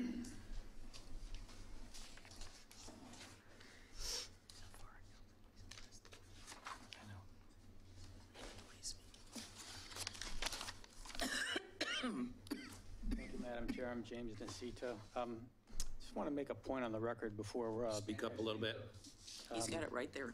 Before I proceed, there's no 3-minute limit in Chapter 1750. There's no 3-minute limit on... Very aware of it. Okay. I just want to have that as an intro. So I want to address 3 of the approval criteria tonight. And by way of introduction, I want to say that I am in favor of a hotel in this area next to the end of the Oregon Trail Interpretive Center. And I'm in favor because of my deep appreciation for this plan that some of you may be aware of. Before there was a brilliant Willamette Falls Legacy Project master plan, there was the end of the Oregon Trail master plan. And there's an interesting parallel because just as we have Willamette Falls, an amazing natural feature that we've industrialized over 150 years, we also have a less well-known and less well-appreciated amazing natural feature called the Clackamas Bottom, which is a gigantic wetland area at the confluence of the Clackamas River and the Willamette River that became the Abernathy Green. And like we've industrialized Willamette Falls, so have we put a dump and a highway and railroads and excavated gravel and all kinds of good things. But that doesn't mean that it isn't there, and we can't put a frame on our development of the area in the same manner, taking a seventh generation look far into the future and making planning decisions that speak to both the natural history of the area and the cultural history of the area. Our comprehensive plan and zoning ordinances, I think, do that. I think this does that, but we have to have the will to enforce it. So with that in mind, I want to speak to three of the approval criteria. One is 1765.050C6.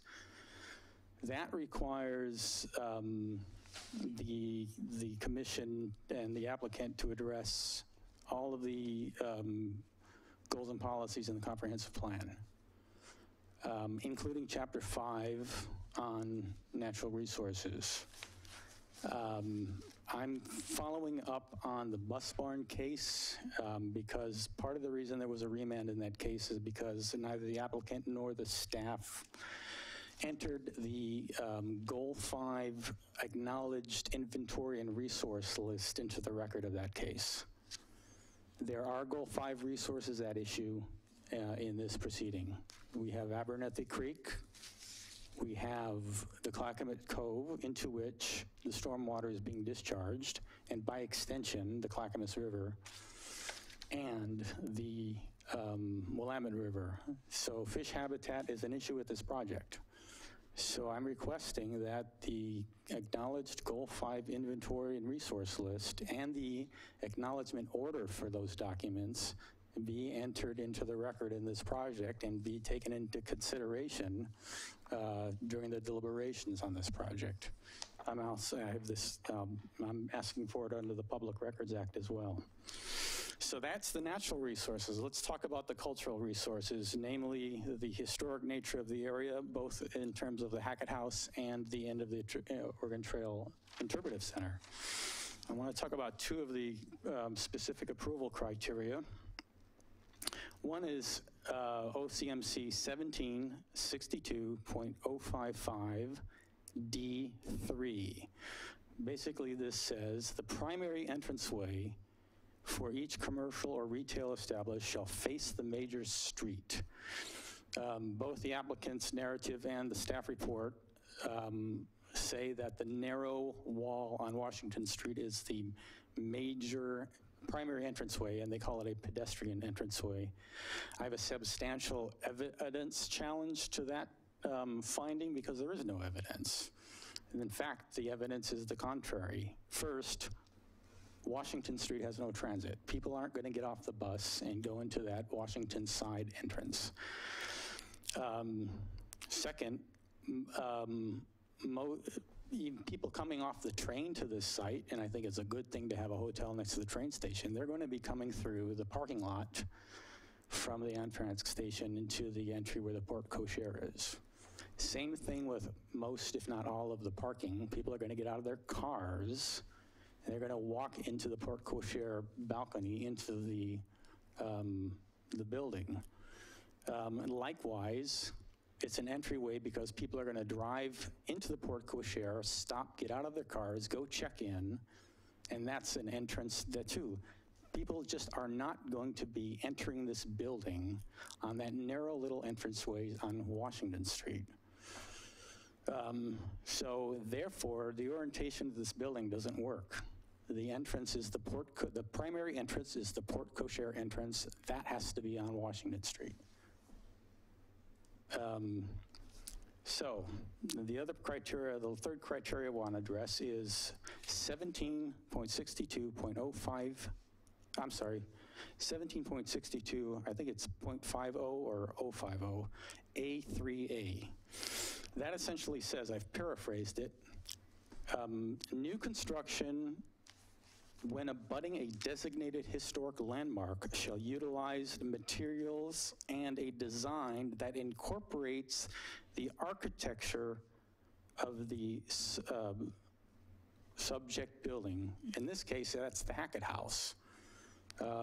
Webster's New International Dictionary defines the word abut to mean to border on. In this case, the landmark site is the entirety of the property that the Hackett House is on. It borders the lot that this hotel is being constructed on. Therefore, the new hotel has to be has to utilize materials and a design that incorporates the architecture of the Hackett House. That's East Lake design, kind of, with the turrets and the circles.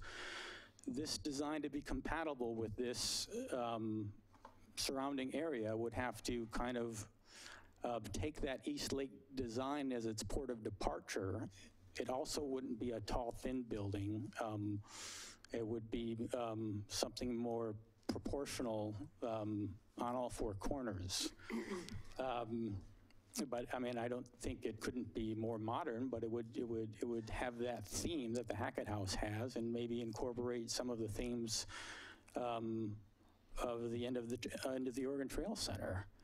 The applicant has in fact demonstrated with the Abernathy Chapel that it is capable of constructing a new building in a historic design that's compatible with the historic surrounding area.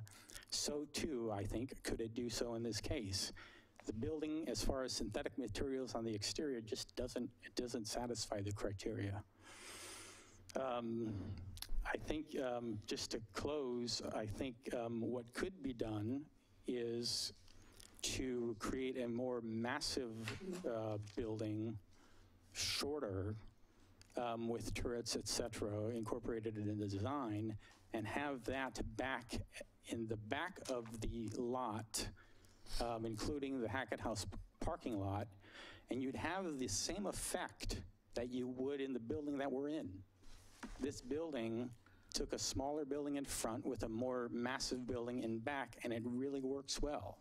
Similarly, something in the back of the lot, out of the floodplain, that would solve another problem, could be built in a more massive design with things like turrets, et cetera, and a wood exterior that would be sympathetic with both the Hackett House and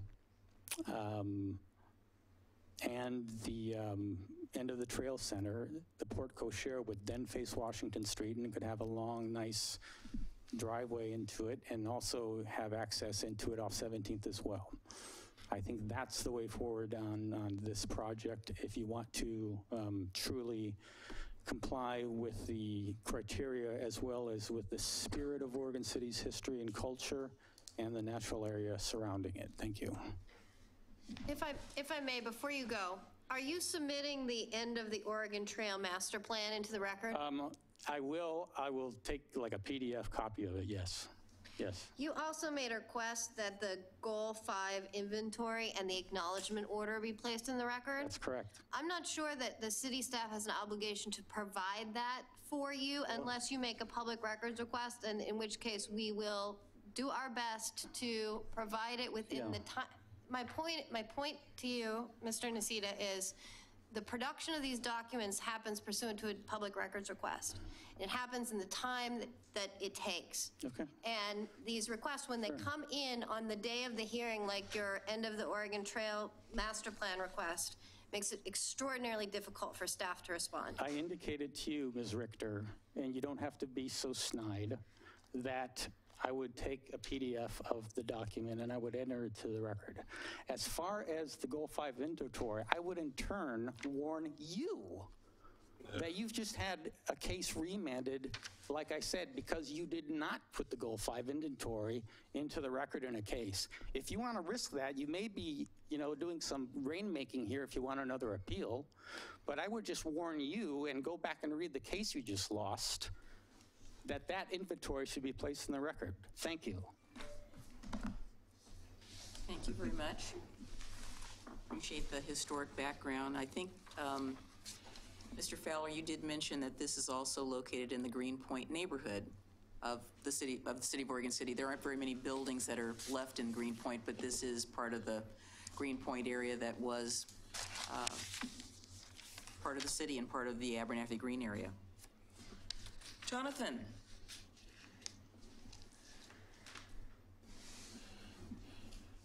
Thank you for coming and being here. Am I the final one to speak? You said the neighbor. Go ahead, Jonathan. Sure. My name is Jonathan Stone, and I'm the Executive Director of the Downtown Oregon City Association. I'm also a resident of Oregon City.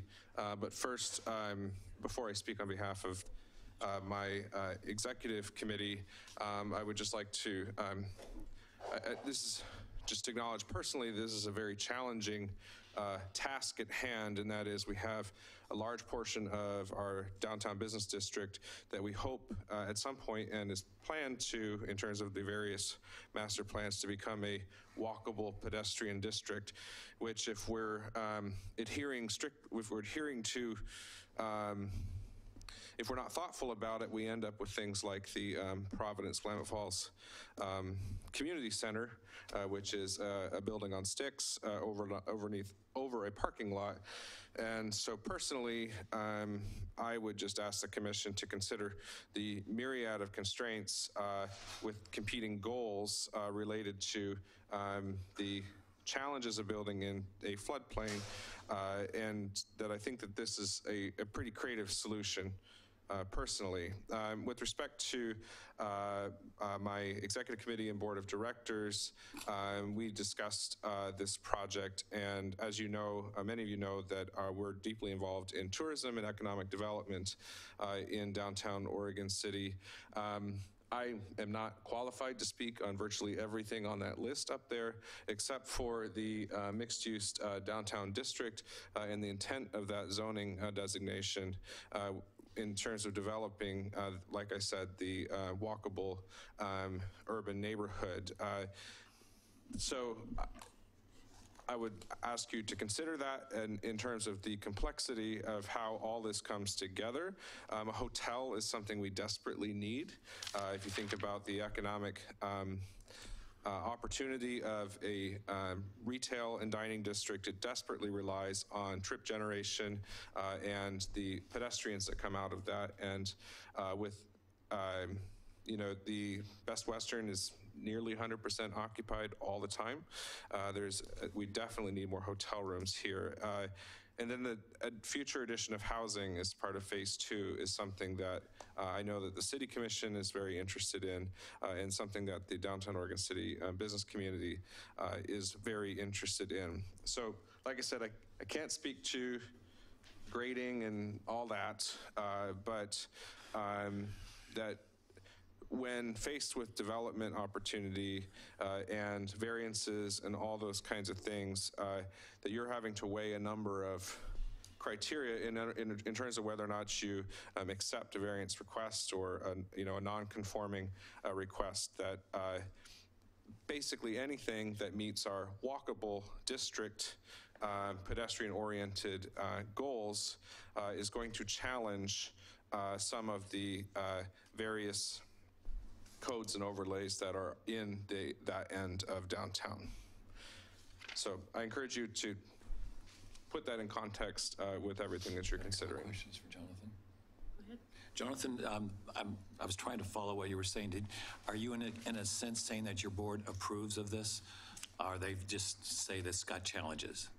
So what I'm saying is that we are in support of the economic purpose and the need of a hotel, and that this is consistent with what every discussion and development task force that we've had would be appropriate for downtown Oregon City. Okay. I think when I originally heard you, you said something, and I'm not sure I heard it right.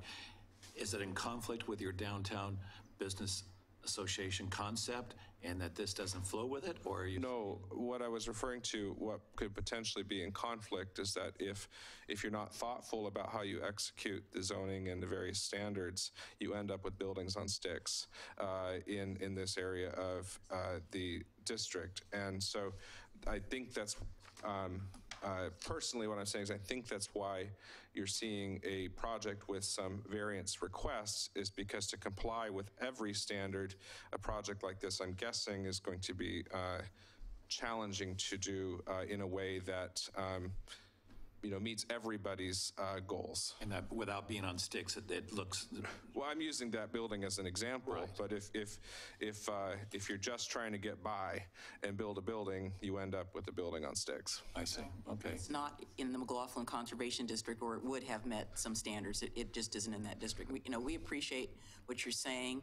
The goal, everybody's goals is not what we're considering here. We're considering the criteria in the code. And we appreciate, though, that you are asking us to do that. But we've got our box that we have to be in. Sure, and like I said, I'm not a planning commissioner or understand all of that. But what I can speak to is the mixed-use downtown district and its appropriateness for that zoning code, and that my layman's understanding of everything else up there that you're having to consider. Alterations to, let's say, or differences from the letter of the code is because there are competing things that necessitate those being questions that you're considering. Why I was asking Jonathan that question is because we've had Clackamas Tourism and other ones, and they aren't applying to the approval, but I was asking, so I needed to know if his downtown approved of it. So, and speak to it specifically with respect to on behalf of the Downtown Association, I'm speaking on behalf of the Executive Committee for the purposes of stating that we believe that this is it meets the intent of what what development can be in downtown Oregon City. But I don't want to speak to all those other things. But just a personal Jonathan Stone citizen note. I think there's a lot of competing things that are in place there. Didn't understand that last part, but okay. I just don't want a building on sticks. So if you can do anything you can do that doesn't happen, I would appreciate it. And you're right. And it's our role to strike a balance for those competing criteria. Right. Okay, that was our last slip. Is there anybody else that wants to speak? Because I'm going to call for a 5-minute recess. Then come on up, please, and then we'll give you a slip to fill out. I haven't one of Whoa. Please don't start talking before you get up here, sir. Thank you. Yes. I'm a little new at this. Okay. It's okay. I'm one of the co-owners of Oregon City Brewery. And your name is? My name is Craig Morrow. Craig. Yeah. And this would be a dynamite. Our business is only 3 blocks away. Having this nearby would be a positive for us, especially the construction workers. They get thirsty. I hope they're not going to be drinking while they're constructing. Well, no, afterwards. You work up a thirst of that. But anyway, what I've realized, I recently there was a survey from the tourism department, and one of the things they pointed out was how does people come down to Oregon City? They come down for a day trip. They hit a restaurant, and there's nothing there to keep them. We have no lodging other than the Best Western that's been there for over 40 years, and we're way overdue for it. But anyway, if you come down and you stay there, you immediately when you would exit that hotel, you'd go across the street, check out, the end of the Trippage Center there. You'd walk down, since we're only 3 blocks away, past our business, but also walk down to Main Street and such, and would get people to stay in town longer, which is all what we want to do as far as on the tourism side. And the fact that we don't have that, and of course, and then on top of it, the second phase of the, I guess we're just addressing the hotel right now. Okay. But anyway, just as a local business owner, we think it's a fantastic plan. We like the way it looks. I'm born and raised here in Oregon City. I live in Oregon City. The look of anybody coming to Oregon City and all you see is Home Depot and a recycling center, this would be a very positive diamond to look at for Oregon City. So I would like to say that we would greatly like to see this be approved by the planning department. Well, come on up and I'll give you this. Okay. Okay, we are going to take a 5-minute recess. Thank you so much. Planning Commission has first dibs on the restroom.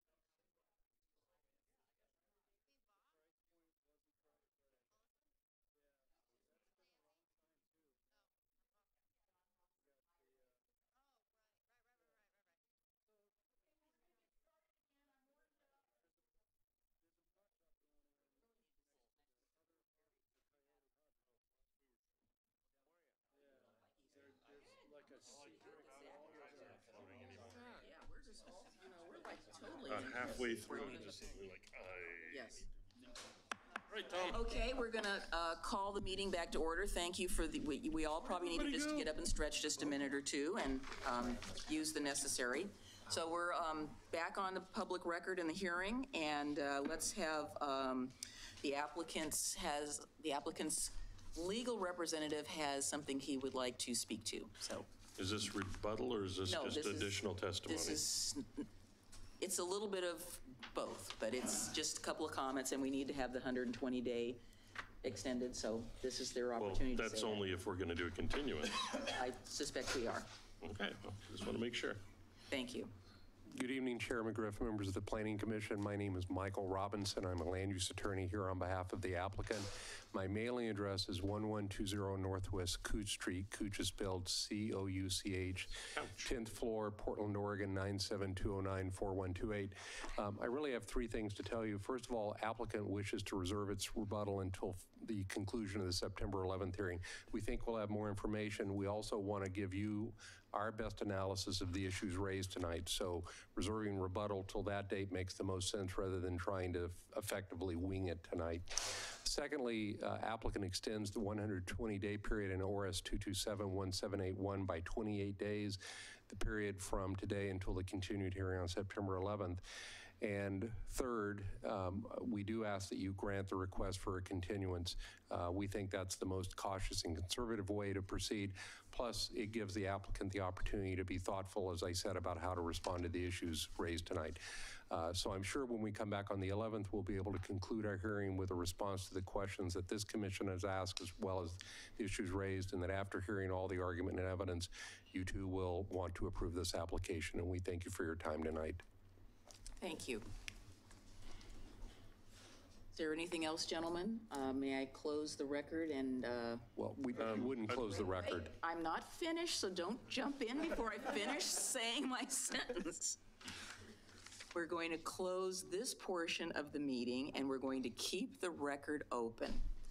So I would like to see a motion for a continuance to a date and time certain of September the 11th, please. I so move. Is there a second? Second. Mr. Walter, would you call the roll, please? Commissioner Guile? Aye. Commissioner Hey, I'm May? second in now. Aye. Alphabetically here first. Commissioner Henkin? Aye. Commissioner Espy? Aye. Commissioner Mahoney? Aye. Commissioner Johnson? Aye. Chair McGriff? Aye. And just, may I ask one question, Chair? It's September 11th, 7 o'clock in City Council chambers. If it's completed by then, yes. Otherwise, it's here. Otherwise, you'll be notified, everyone will be notified if there is a change of location. Thank you. Correct? Yeah, it's scheduled to be completed by then. It is, but things happen, so stay tuned, same bat channel, same bat station. All right, thank you, everybody. Is that it? Thank you. No, we're not adjourned, but we have some items that staff would like to talk to us about. Communications. Thank you very much. Laura Turway, Community Development Director for the City of Oregon City. I just wanted to give you a brief update of the Planning Division, all the work that we've been doing. Also, I wanted to acknowledge here at the end is Wendy Marshall, our Development Services Project Manager, who is here to help us. So it's good to always see Public Works represented. All right. Is going to help us tonight or just helping us in general because we're just really cool? She always helps us. Okay, so good. Tonight and tomorrow and the next day after that. Because you're cool. Thank you. And you're cool. All right, so Planning Division, I just wanted to talk about what we've been up to, which is a lot. And this also, obviously, a lot of this extends over to Development Services as well. So this is our total number of planning permits submitted by year from 2014 to 2017. Numbers can be a little bit misleading because we've created new processes. For example, our type 1 site plan design review process that we didn't have before the last of August of last year. So total permits as a trend. I'm going to go through these slides, but one thing that I think is important is these are permits by year. So this was all of 2014, all of 2015, and all of 2016. And it's striking how high we are when we are just halfway through this year. So my hat's off to all of the employees in all sectors of the development because we have just been very busy, and I'll show you a little bit more about it. Pre-application conferences, as we know, that's the initial research meeting when someone wants to do a development. Depending on the type of development they're doing, they'll have to do a pre-app, is how we call them. And for those pre-apps, again, for all of 2014, we had 40. This year, we already have 44. So we're seeing significant increase in workloads and also the complexity of those, right? None of these applications are really straightforward with a simple minor partition. Whatever happened to two-lot partitions with no overlay districts or subdivisions with no overlays? They don't. None left. I remember some of those. Everybody's going for the hard lots now that are left over that nobody wanted to do anything with. So now they think they can. And they're all on Holcomb Boulevard. It may make a news update if we have one because it's been a while. Yeah. Yeah, right? They're gone. That is the truth. Yes. So pre-apps have definitely increased. Again, we're on target to hit or exceed what we did last year, but far increased from what we did before. Site plan design review, I talked about that type 1 site plan, which is a quicker, easier, efficient way for non-discretionary types of development to have a review. They're over-the-counter reviews. Have any of those occurred in the McLaughlin neighborhood? Because as you know, I had a very particular concern about that.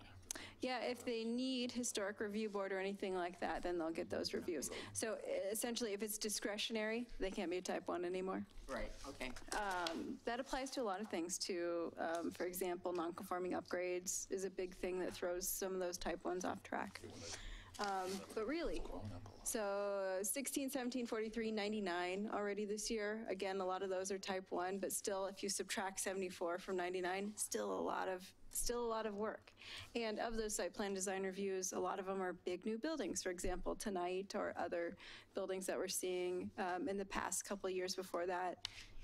We would have saw a site plan design review for a small addition or not even an addition. For a few years there, it was mainly changes to the facade without really increasing the space. So we're seeing a significant increase in that respect. Subdivision applications also up this year, again, halfway through the year, and we're moving forward with the amount of submittals. Minor partitions, a less exciting graph there, but still we're busy. So that's historic review board applications. Oh, the historic review board has been, I should have a chart there, but since Trevor Martin, our planner that came, his first day was October 31st of 2016. So he's been here 9 months and he's had more historic review board applications in the last few years combined. I'll have to count how many years, but it's more than 2, less than 5, maybe closer to 5. I'll have to look it up, but it's significant. So my hat's off to him for joining the city and diving right in. So that's the applications part. There's sort of 2 things on the title. One was long-term projects. A long-term project, Civil Lamp Falls Legacy Project, is obviously still on our radar, and we hope to move forward with construction in 2018. The other long-term project is Equitable Housing. Pete is our project manager for Equitable Housing Project. We want to make sure that we remove and reduce barriers to housing and provide incentives so that we have a variety of housing opportunities for all citizens of Oregon City. And you're going to see in the upcoming little bit here a opportunity to sit on advisory committees. We're going to have 2 advisory committees, a technical and then a community advisory committee as well, and they'll combine at some points. But I'm going to ask you about that. One of the problems I've had with being on the on both sides of that aisle is that we never get to talk to the other group, and I think that there's some real valuable contributions that could be made on both sides if they have a chance and an opportunity to talk to one another. So I'm glad to see that you're breaking the mold with that, so that there's some cross-pollination, because it's very helpful. I agree. Yeah, we agree. And this project we anticipate lasting a year or so. You'll probably see some code amendments at some point. And then, Laura? Yeah. Why do you have tiny houses where you have them? This is a housing continuum. This is actually created by Clackamas County Housing Authority or someone associated with Clackamas County Housing. Then. So it's not ours, but it is This housing continuum is a pretty standard one, though, that's been adopted. Tiny housing there's a lot of types of tiny housing and different types of, they can take many different forms. I can see it fitting in like all three of those zones, depending on where people are in their life, so I just wasn't. Yeah, agreed. Okay. So we're also going to be looking at this as it's appropriate to Oregon City. That is 100% what we'll be doing. So we'll be thinking about what are all our tools in the toolbox, and we'll work through that as a community. But the purpose of the project is to see what tools we want in our toolbox. Exactly right. I don't want to see us following some bad examples that have already preceded us, since we have the benefit of their knowledge. We strive to be a regional leader until yes, I agree. Good. Thank you. All right, Beaver Creek Road Concept Plan implementation. If you thought that you heard the last of the Beaver Creek Road Concept Plan, you have not. We have received, Pete worked on a $100,000 grant for equitable housing, and then we also received another $100,000 grant from the TGM Code Assistance, which is a specific grant type to implement the Beaver Creek Road Concept Plan. Transportation Growth Management. Thank you. And so we have a concept plan that was adopted and is acknowledged, but we never did a map to implement the comprehensive plan designations. And there's some statements in the concept plan that we need to amend the code to reflect so that they can actually implement. And so we're going to be working on that project over the next year as well. Christina Robertson Gardner is going to be the project manager on that. And we look forward to working through our scope of work now, so maybe end of summer, fall, probably closer to fall, you'll see emails to sit on those committees as well. And where are we on getting the wetlands map in Kenema amended? I think that, to me, that's like a little simple correction, and I don't want to see it fall to the bottom of the pile. So I have it's not fallen to the bottom of the pile. So I would reference all those applications that I just referenced, right? No, it's definitely on our list. I have an agenda that we put out every week with planning division stuff, and it's on it as far as our topics. So when we can, it is on our list. Okay, I know it's not a really sexy, fun, grant-funded project, but we kind of made a commitment to the community that we were going to get that done, and I really would like to see that moved up into the hierarchy, because it's not going to be that time-consuming. It's one little amendment that we need to get it done, and again, I'd like to see. I would argue that it's not one little amendment, though. It is actually very time-consuming, and we did promise 2 months, something like that, to make this a priority, and it is a priority. So I promise you that. So Beaver Creek Road Concept Plan moving forward, and then also, as always, we look forward to increasing our transparency and our efficiency in our development review process. That's it. Anything else? Any questions, Impervious concerns? and impervious surfaces. That was brought up at the beginning of the meeting. So there isn't a lot of context when that was stated, but there has been a lot of confusion in the city about lot coverage and how that relates to pervious and impervious. We have lot coverage, and we have a definition of lot coverage in 1204 of our code, and it doesn't include pervious surfaces. So it doesn't matter if we include X as a pervious surface or not. We really don't distinguish between that difference a whole lot, maybe in NROD a little bit, but there's a lot of confusion about lot coverage and how it relates to impervious surface. Lot coverage is really geared towards buildings that are 200 square feet or more, and it doesn't include porches. And it doesn't talk about it doesn't talk about driveways, it doesn't talk about porches, it doesn't talk about a lot of things. So we are crystal clear on impervious surfaces, and we don't believe that there's an issue. If I can always follow up with the public to make sure that we understand the question. I think that would be good. But there's a code definition for impervious surface, but then when you go in. Well, one water goes through and the other one doesn't. Right, exactly. And it includes compacted gravel is considered impervious unless it's been engineered not to be. And there's some pervious concrete products out there as well. Right.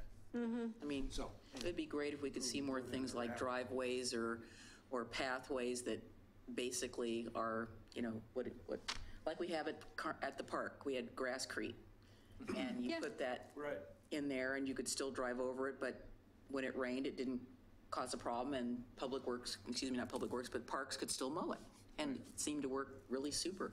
Yeah, so as it has not related to Planning Commission in other venues, there's just been concern about they've been using lot coverage and impervious surfaces interchangeably, and that's not appropriate. Okay, yeah. Laura, did I miss something this evening in Paul's comments? Is there something that's happening right now that brought that subject up? Was it in regards to the hotel, or obviously not, because it was separate of It was separate. that? But what was that in reference to? I was kind of lost as why it came up tonight.